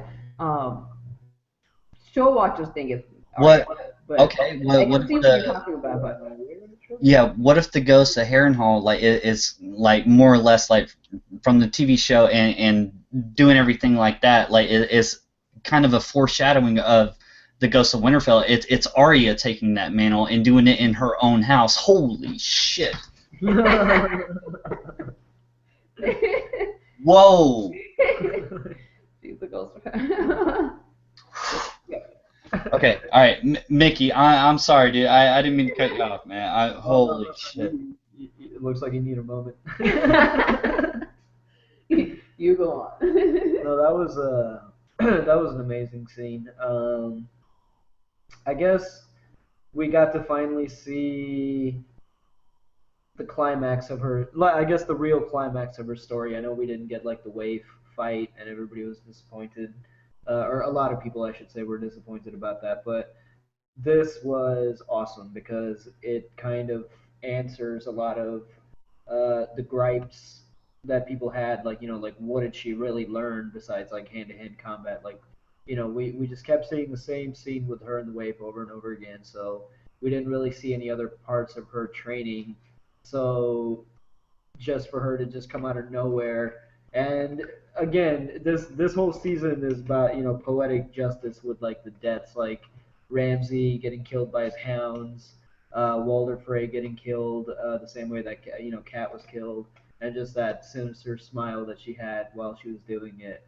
So it was awesome to finally see that okay, yes, she is the assassin. She does have skills. It's not like she was Although I don't know, man, she made some really dumb mistakes with the waif, but whatever. We're gonna get past that. But yeah, I don't. I think her whole part in the whole shebang is going to be like spec ops. Like she's gonna be sent in ghost recon, like just infiltrating. Um, Maybe she's not even gonna need to really kill a lot. Maybe they just send her in there just to gather intel. But, I mean, just to see what they're up to. But is But she part of the House of Black and White anymore? She's not. She's on her own thing now. She's a see, freelancer. there's still those questions. Like, I'm still a little confused. Maybe they explain this more in the books, but I'm still a little confused as to how the faces things work because she's obviously not part of the house anymore. So, and we've seen in the show that you need to take a physical face from a person to be able to use it, and there's other magical properties there because they're not just wearing a face. But does that mean that she killed a girl to get that face, or does that mean she still has access to all the faces in the house? She has Of, access. of I mean, even though she's not part of it anymore, maybe Jaqen is just letting that one slide. But there's still some vagueness to it. But whatever. It was cool to see her pull off the face, and you're just like, whoa.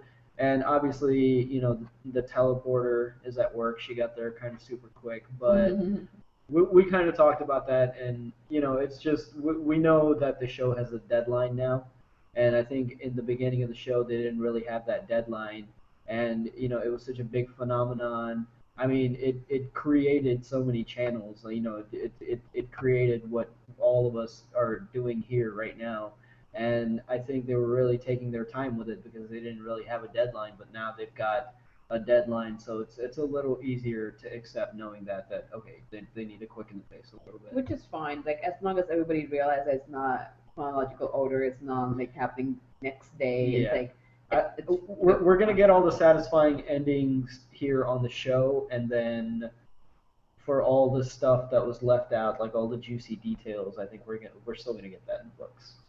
Well, Mickey, last time we left Arya, she was blind.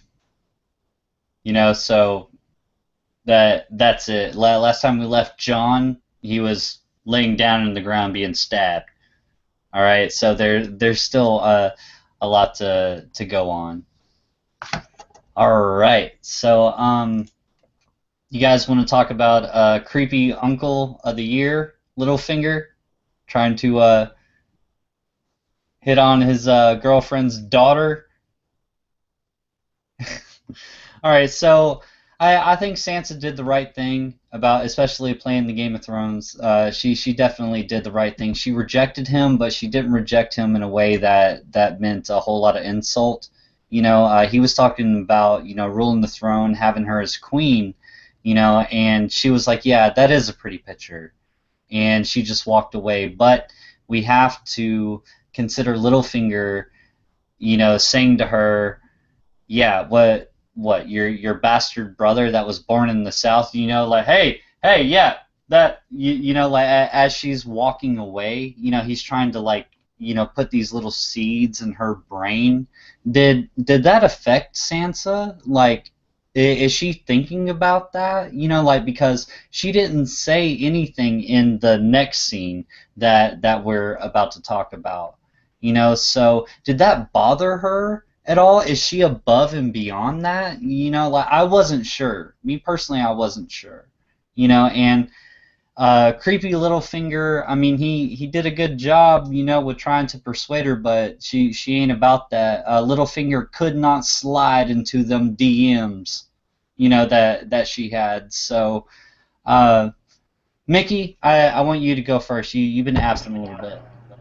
Yeah, it was an interesting scene, and I think that I mean, no matter what Sansa wants to say or act like, Littlefinger has a hook in her brain. No matter how small that hook may be, I think he has some influence because like he showed up and she said screw off, I don't need the Knights of the Vale, yet she writes that letter to him and ends up using it anyways.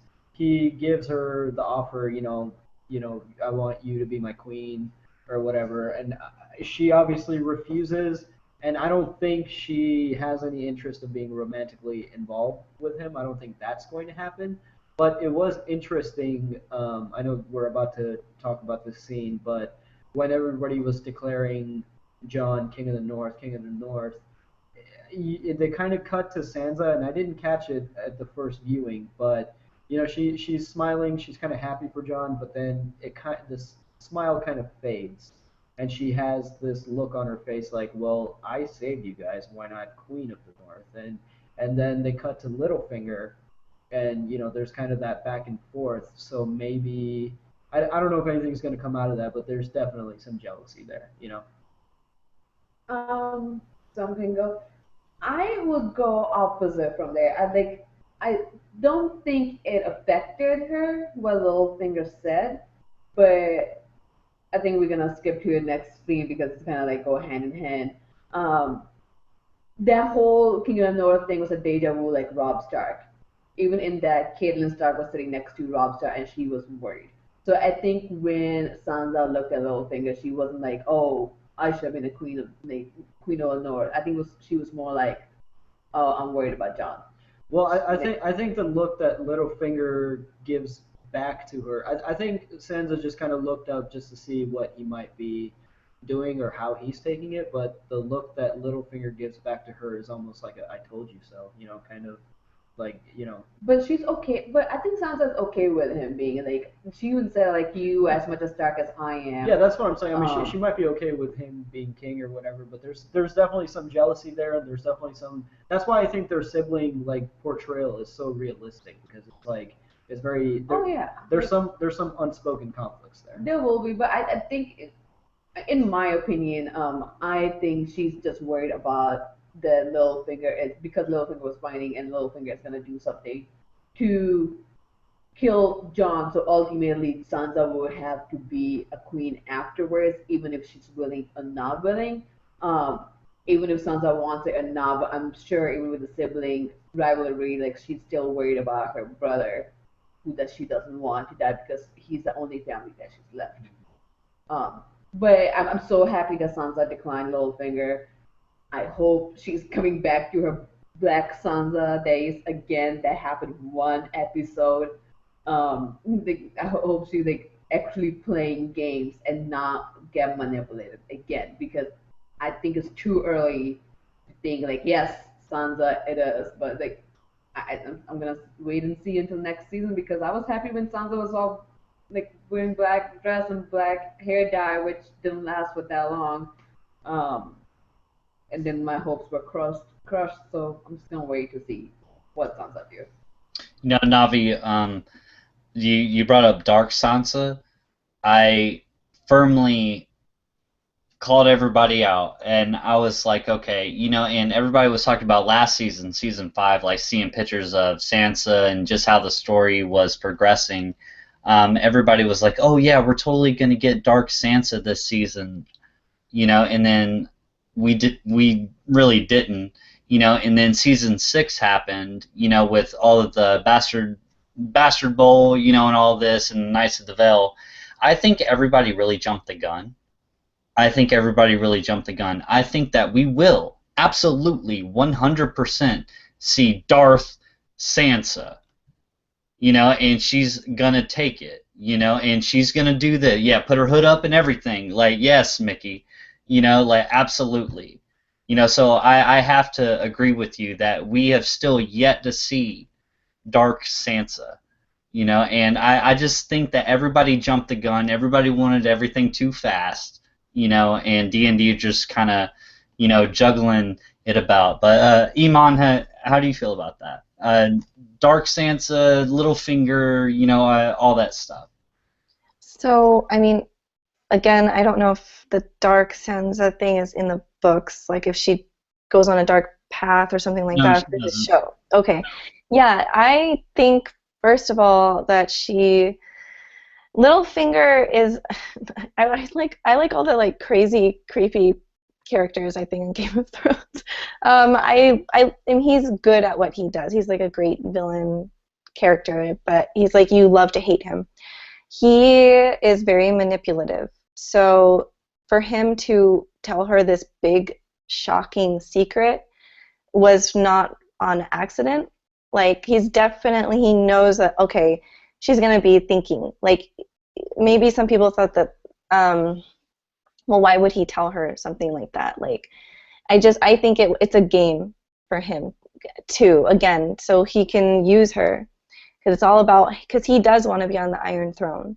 and that for him, I guess it's through Sansa. So him telling her that, I definitely think he is planting some seeds of doubt. And then with the brother, your brother is a bastard, and I think she already is dark. Like she's when, and this is something from the Battle of the Bastards, that episode. This was a big argument where people were having a lot of there was she didn't really care that Rickon died. Like it was only John who was like, we're gonna bury him, or we're gonna do this. Like she wasn't there. And then there was a whole thing of why didn't she tell John, and that, well, maybe she didn't want to. She had no idea the Knights of the Vale were gonna come, and she had no idea that this was gonna happen. Blah blah blah blah blah. But it just seemed like she was willing to get John killed too, like in my opinion, how I saw it. And when she saw Ramsay being eaten alive, like she didn't even flinch.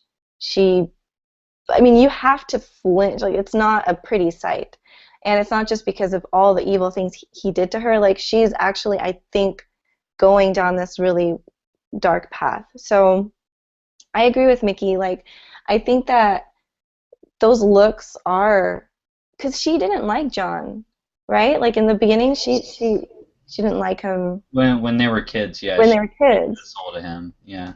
and she saw her mom do stuff like that, and I just think that next season there's going to be conflict. It's not going to be like they're not going to be like, oh, we love each other and it's happy. Like Littlefinger's going to come in, and Sansa might be like, you know what? I did this. It was all me. Like I need to get the praise too. And then John, for right now, he's very like laid back. He doesn't want the role of leadership. Doesn't really want to be the king of the North. So I'm hoping next season he'll be more like, you know what, I'm gonna fight for this, or because I think there will be some conflict between the three of them. Littlefinger's gonna probably manipulate John, or try to manipulate him too. It's like he sets up the North to get them together, but then Littlefinger's gonna come in and like tear it apart. All right, Navi, you had something to say about all this? I just have to say one thing. I do not think Sansa is pregnant with Ramsay's kid. I just have to shut it down because it would have been great, but let's be honest, even though they're teleporting everywhere, it's been way longer than 9 months. Like she would have had kid by now. I mean, she would have shown like there's no way that the whole thing lasted 3 months or 4 months. There's just no way. So it lasted way longer. So if she was pregnant, she would have been pregnant by now. I mean, yeah, she would have had kid, but I don't think they will. But if the show does show it, That's gonna be messed up. that's gonna be really weird because here we can accept the teleporting thing. We can accept like yes, they are just moving faster in the time, but if they bring the kid along, like all right, there's no way it does happen. That's the 9 months. Can't happen. Not possible. That's it. All right, so since we were talking about Danny, or not Danny, but Sansa, do you guys want to talk about the King of the North? Announcing John, and I just thought it was cool that this 11-year-old little girl just put all these grown-ass men in their places. And this sounds bad, but she had bigger balls than everybody in the room. And that just goes back to MVP of the entire season, Lyanna Mormont.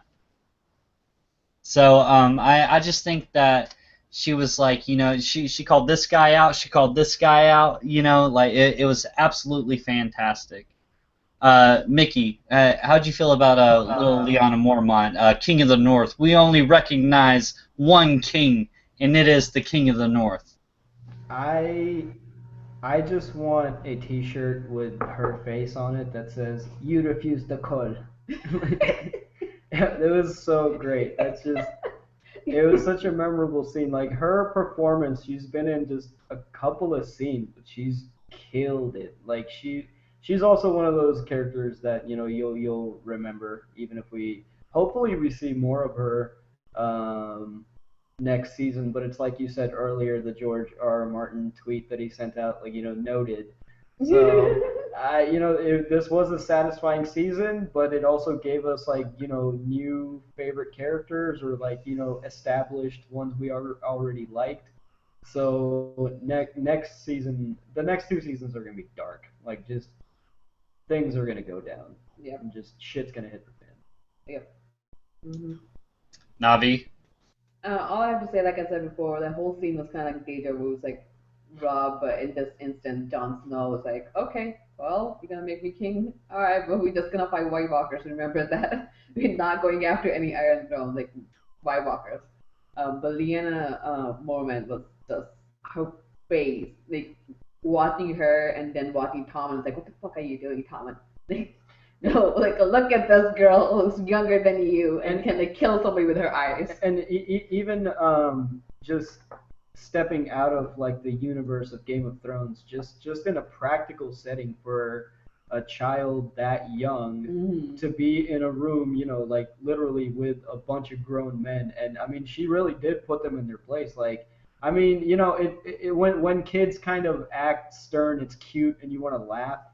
And I'm sure a lot of people during that filming of that scene were probably feeling that way, but just having to, keep a straight face so that she can keep going. But I think she's got the acting chops to not be fazed by that. I mean, that was really good acting, and that's very it's very rare to see that caliber of acting in kids. So I think she's got a very bright and prosperous future. Hope so. That'd be perfect. Oh yeah, she's Even us as adults, we really don't like to be called out on our bullshit. You know what I'm saying? Like, hey, Mickey, what you just said right there was wrong.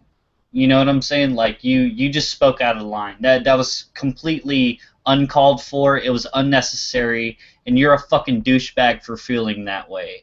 And then, like, somebody calling you out on your bullshit. You know what I'm saying? And it being an 11-year-old child, and actually they were speaking the truth. You know what I'm saying? Like, dude, that just hits home. And what, you gonna walk over there and like smack this little kid around? Like, no, you're gonna sit there and just listen to the kid. You know what I'm saying? Like, you just got called out. Like, and everybody in that room was completely feeling that way. Oh, and one more little detail. I don't know if you guys noticed in the Bastard Bowl, but like the Mormonts are badass because the shield that John uses at the end to absorb the arrows and take out Ramsey was a Mormont shield. That means at least one of the 62 Mormonts made it all the way to the end. So like knowing that makes her speech even more badass because it's like your houses are fucking like bitch houses. Dude, there wasn't 62. There was 620 of them. All right? Yeah. Definitely. That's awesome. Iman? I agree with everybody. Like that scene was my favorite scene pretty much after the reveal of Jon Snow and the Tower of Joy. But I think that she's really cute. But she's like kind of I'm intimidated by her, to be honest. Like if she was real, like if she actually walked around like that, like she's like really scary kind of. So they did a great job with casting on her. When I was watching it, because it was such a powerful scene, because we just finally get the confirmation of John's parents and all that. So it's such a powerful moment, and then she just gets up, and so we think the scene is done, and it's not even done. Like it's just gonna get better and better, and so like I was sitting there, and I like have a little fist bump, like yeah, say what you're saying, and then I really wanted to jump out of my chair, but then I can't go overboard in the reactions, but she said everything I wanted to say, spoke the truth, and sometimes kids have to be the ones to put us in our places anyways. So it was a great scene. and call you out on your bullshit. Yeah, Exactly. absolutely. Absolutely. Has everybody seen the memes of Liana at the meeting between John, Sansa, and Ramsay on the horses? And she's just like, "Meh," and then like everybody was like, making memes like going to work on Monday, like, like it was like, oh, Liana Mormont is literally MVP of the entire season. I want to take a vote of everybody here. Do you guys want to talk about the Tower of Joy or Daenerys sailing with the Greyjoys, with the Dothraki, with the second son, well, the remaining second sons that she didn't leave in Marine, and also Sunspear? Which do you guys want to talk first? Like which one first? Yeah, do you want to do Tower of Joy or Daenerys saying? Well, she's already arrived at Westeros if she has the Sunspear army. I think let's talk about Daenerys first because I mean, it it was cool to see all of them sailing, but there's not much to be said about it other than like it's epic. But I think R plus L, I think we could have a pretty lengthy conversation about that. But yeah, like I said, we saw the Sunspear, boats and everything. Varys is with her. Dany is in Westeros. She is literally sailing up the narrow sea right now as we speak. Like she is literally sailing up there right now. So, Navi, did that get you like seeing all the boats with all the different people with all the different sigils and then the dragons swooping in? And did anybody notice like the quote unquote camera up at the top when the dragons flew by, the camera shook? Like I was like, oh my god, that was absolutely amazing. Navi. Um, that was a great scene. Just panning the camera out and then seeing who is actually there. Um, and everybody, yeah, like seeing Doran there, seeing Highgarden, seeing Greyjoy. It's just like who said it? I think it was Surge or Chris. That was like, she already won. Like that's it. That like she should just come to Westeros with 3 dragons, and so she should be like, yep, can't do anything about it because we were counting off who was there, and it was like, okay, let's count off who's not there. Lannisters are not there, and obviously North is gonna be with Dany. It's like, I guess that covers everybody. And like, that's it. Like everybody's with Dany. They're all fighting Lannister. I mean, they're just fighting Lannister, and Lannister can have a huge army. I guess Frey's gonna be joining them, but Freys don't have right now a good leader, so who can, tell them what to do if they can get this shit together. So it's just Lannisters against 3 dragons. Nobody can. Nobody. And we have Tyrion and Varys there. You know what Yeah. I'm saying? So they can counteract. Like Tyrion is like, I'm the one who Mhm. defeated Stannis at Blackwater. It wasn't King Joffrey. You Exactly. know what I'm saying? I'm the one who did it. So I can tell you how to get around this. You know what I'm saying? Like if they want to do this or do that, I can tell you how to win. So that I just think that's wonderful. Speaking of, Iman, I want you to go, and once again, Mickey, you are on the lower totem pole. Navi, did you have something to follow up right there? um, no, just the one thing with if the I don't know what kind of predictions of people are saying, but I just think even though their whole army, I don't think they're gonna fight Lannisters. I think Jamie's gonna kill Cersei and just be like, okay, yeah, like Jamie's like he's a smart one, practical. He knows like there's no way we are going against Dany. Like even Cersei say like we're going, I think Jamie was like, are you kidding me? Like you've seen army that's standing outside, like yeah, have you lost your mind? So I think it's gonna be them all going after White Walkers. But that's all I have. All right, Iman. It was an epic scene for sure. Let me see. I feel like I hear an. Can you hear me? Yeah. Yeah. Okay. Yeah. It was very epic, beautiful. All the ships when it pans up at the end and you see how many ships. There. Yeah. I mean, who can fight against them? Like, there's no way. They've got 3 dragons and like thousands and thousands of ships, and it's just great to see like all of them together. Like Grey Worm is there. Like, it's just cool to see Theon, like, from where he was, like, and now he's on a ship setting sail to Westeros, like on the winning team pretty much, and it's pretty cool to see that. But I mean, there's not much to really say, but it's just like one of those, like, just you have to clap. Like, they've ended it very well with that scene, because finally Dany's going. We're finally seeing her go, and she's not just talking, and she's doing things now. So it was we've all, and then Tyrion, being the hand of the king or queen, excuse me. He's the hand of the queen, and that's a touching moment. I like that moment. All right, Monsieur Mickey. Yeah, I mean, that was probably the most satisfying way to end the season and just leave us with that credits roll, and you're just like, oh man, like, I mean, especially since they're speeding things up, I think they're gonna just like get right into it next season. So who knows what's gonna happen? But I mean, she's definitely a force to be reckoned with. But we were talking about earlier about things that are a little too obvious for the show. Like, I mean, is Dany like, the one that's gonna take the throne? Like, I don't know. This whole time, she's been through her trials and tests, but she's kind of been untouched, and I don't know, nothing like. I don't know.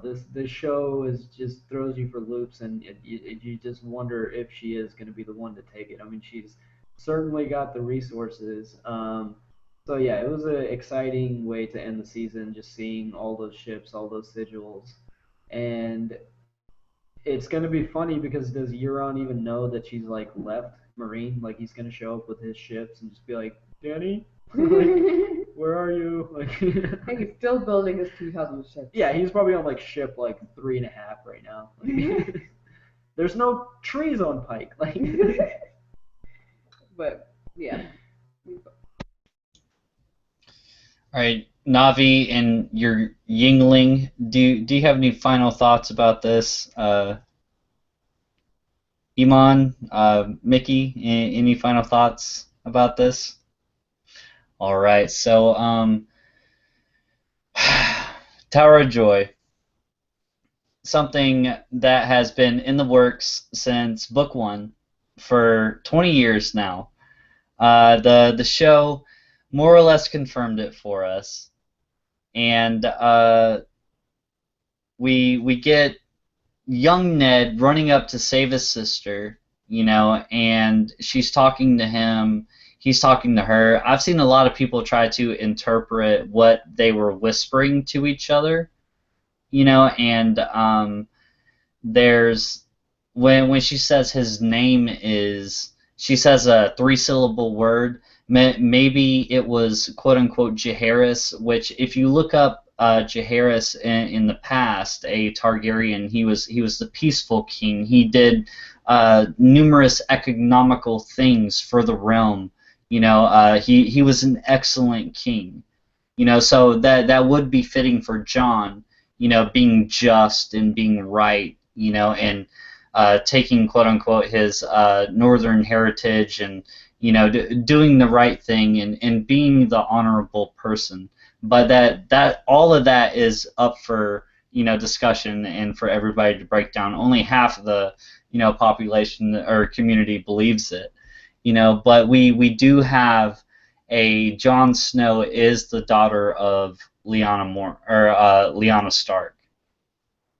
So we have to think about Littlefinger telling Sansa in the crypts, about Rhaegar, running off with her, and there's tons of discussions of did she want to run off with him? Did she love him too? And then it goes back to, well, he already had a wife. He already had 2 kids. It's like, well, his wife was very sickly. This Ilia Martell, she was very sickly. And then Rhaegar was just influenced tons and tons by prophecies. The dragon has 3 heads. The prince that was promised. Things like that. So maybe he thought that he was fulfilling this prophecy, and so they actually went and, ran off together, and she wanted to be with him as well because Rhaegar was a motherfucking rock star. You didn't want to be with nobody else except for Rhaegar Targaryen. He was extremely good looking. He was the prince. He was a good person. He even told his men and his King's Guard, when we are done with this war, we're taking my father out. Like he said that to his people. Like Sir Barristan the Bold confirmed that. And believe Sir Barristan. Like you have to believe this man. So all of it is really up in the air. But the only thing that we know is Jon Snow is Lyanna's son. And it goes back to the first episode of Game of Thrones when Ned Stark looked at Jon Snow and said, the next time we meet, we'll talk about your mother. And go back and watch that episode, or you don't even have to watch the whole episode. Just watch that scene and watch the distress on Ned's face. Like he's so sad. He's like, we'll talk about your mother.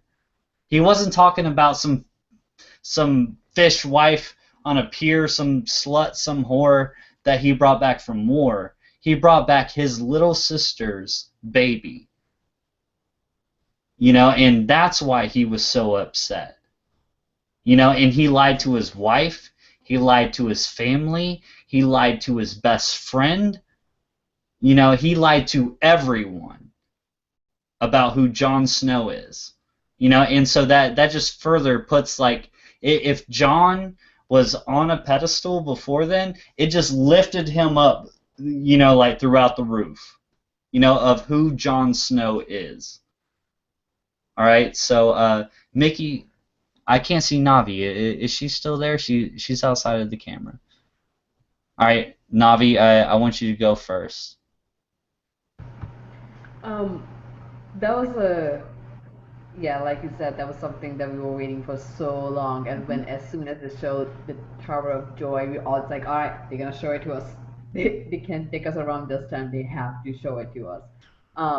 And I think it did really confirm because she was whispering like, don't tell Robert. Obviously, if Robert knew, he would kill John, because he is a Targaryen.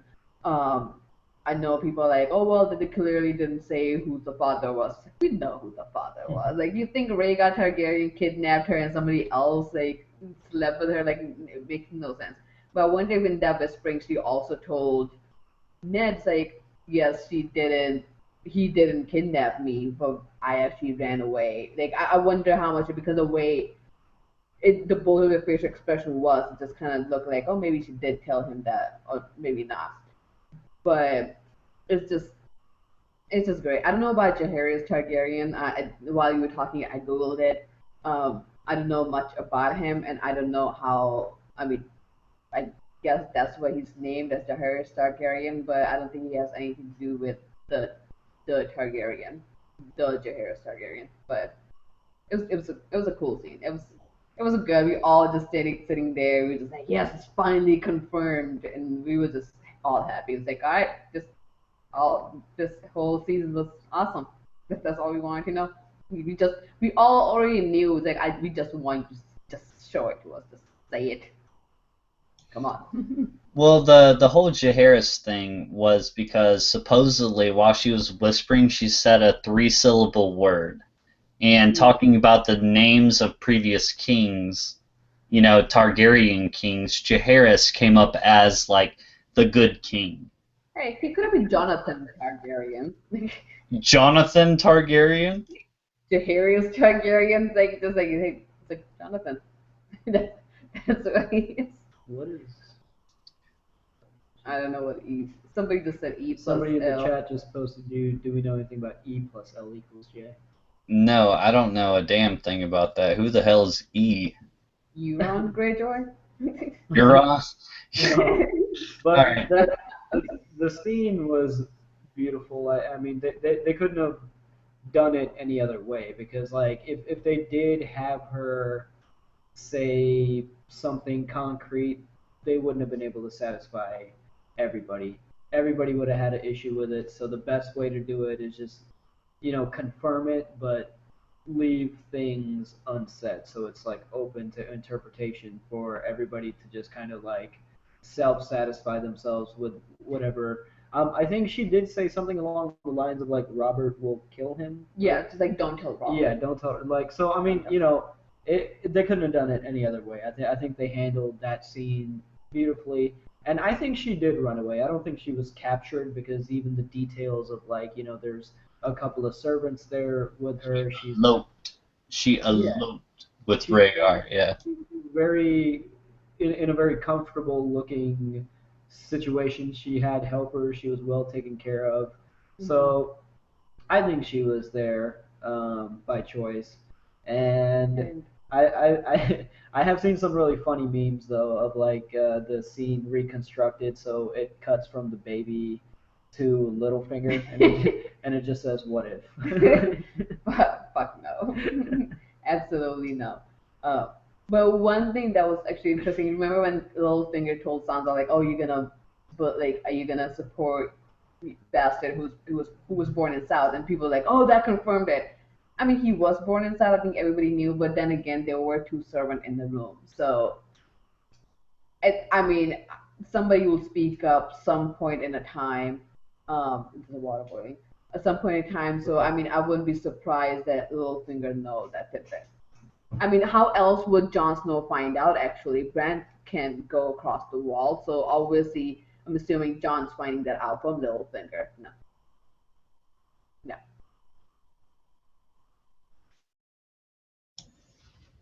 Iman, I want your thoughts on this one. Okay, my thoughts. There's a lot of thoughts. It was a moment that we've been waiting for, and I assume for the book readers this is a longer moment waited for. So can't imagine that. And just to see it on screen, and it was just so emotional too. Like I think like I've seen some other channels and like grown men were getting teary-eyed, like, and it's totally understandable. It was just a beautiful scene, and then especially the way they panned to John's face. They didn't have to say anything. They just the baby and then John, and I thought that was really beautifully done. And it it was interesting, and I wanted to ask you guys to see what you guys thought about this.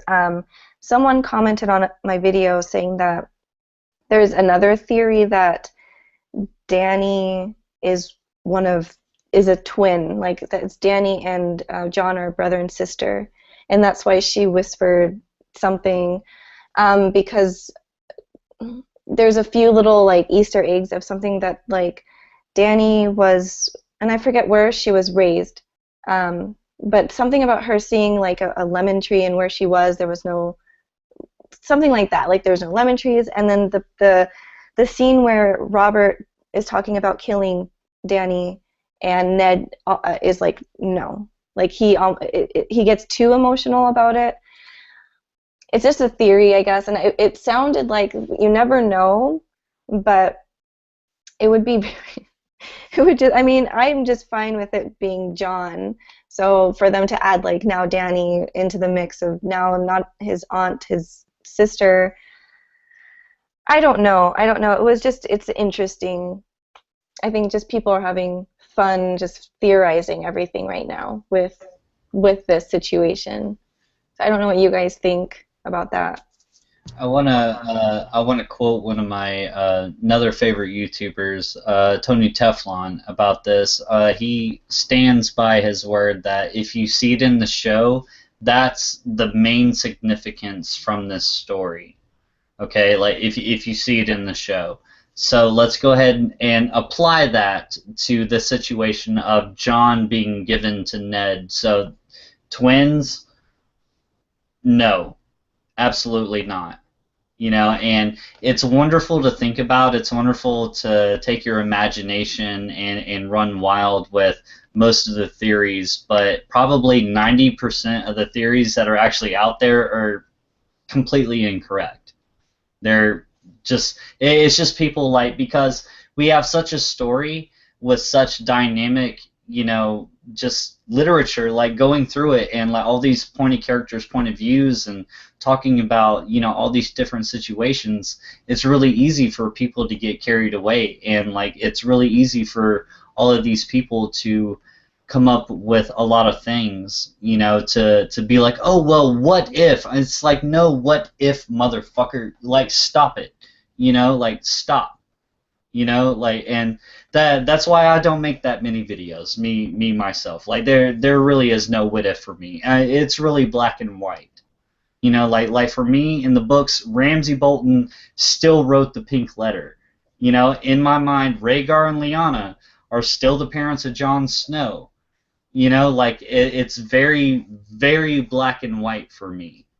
And I don't let a lot of these theories, even though they spent a week and a half like researching this and whatnot, and I started laughing at Game of Thrones Academy. They were like, oh, Daenerys Sea, Daenerys Sea. So you know what I'm saying? Like the Narrow Sea and Daenerys Targaryen. You know what I'm saying? Like, and like they were just poking fun at everybody trying to create all of these wild ideas. Like, no, it's not valid. Like, have fun typing up a 5-page essay on why Daenerys equals the narrow sea. You know what I'm saying? Like, have fun with it.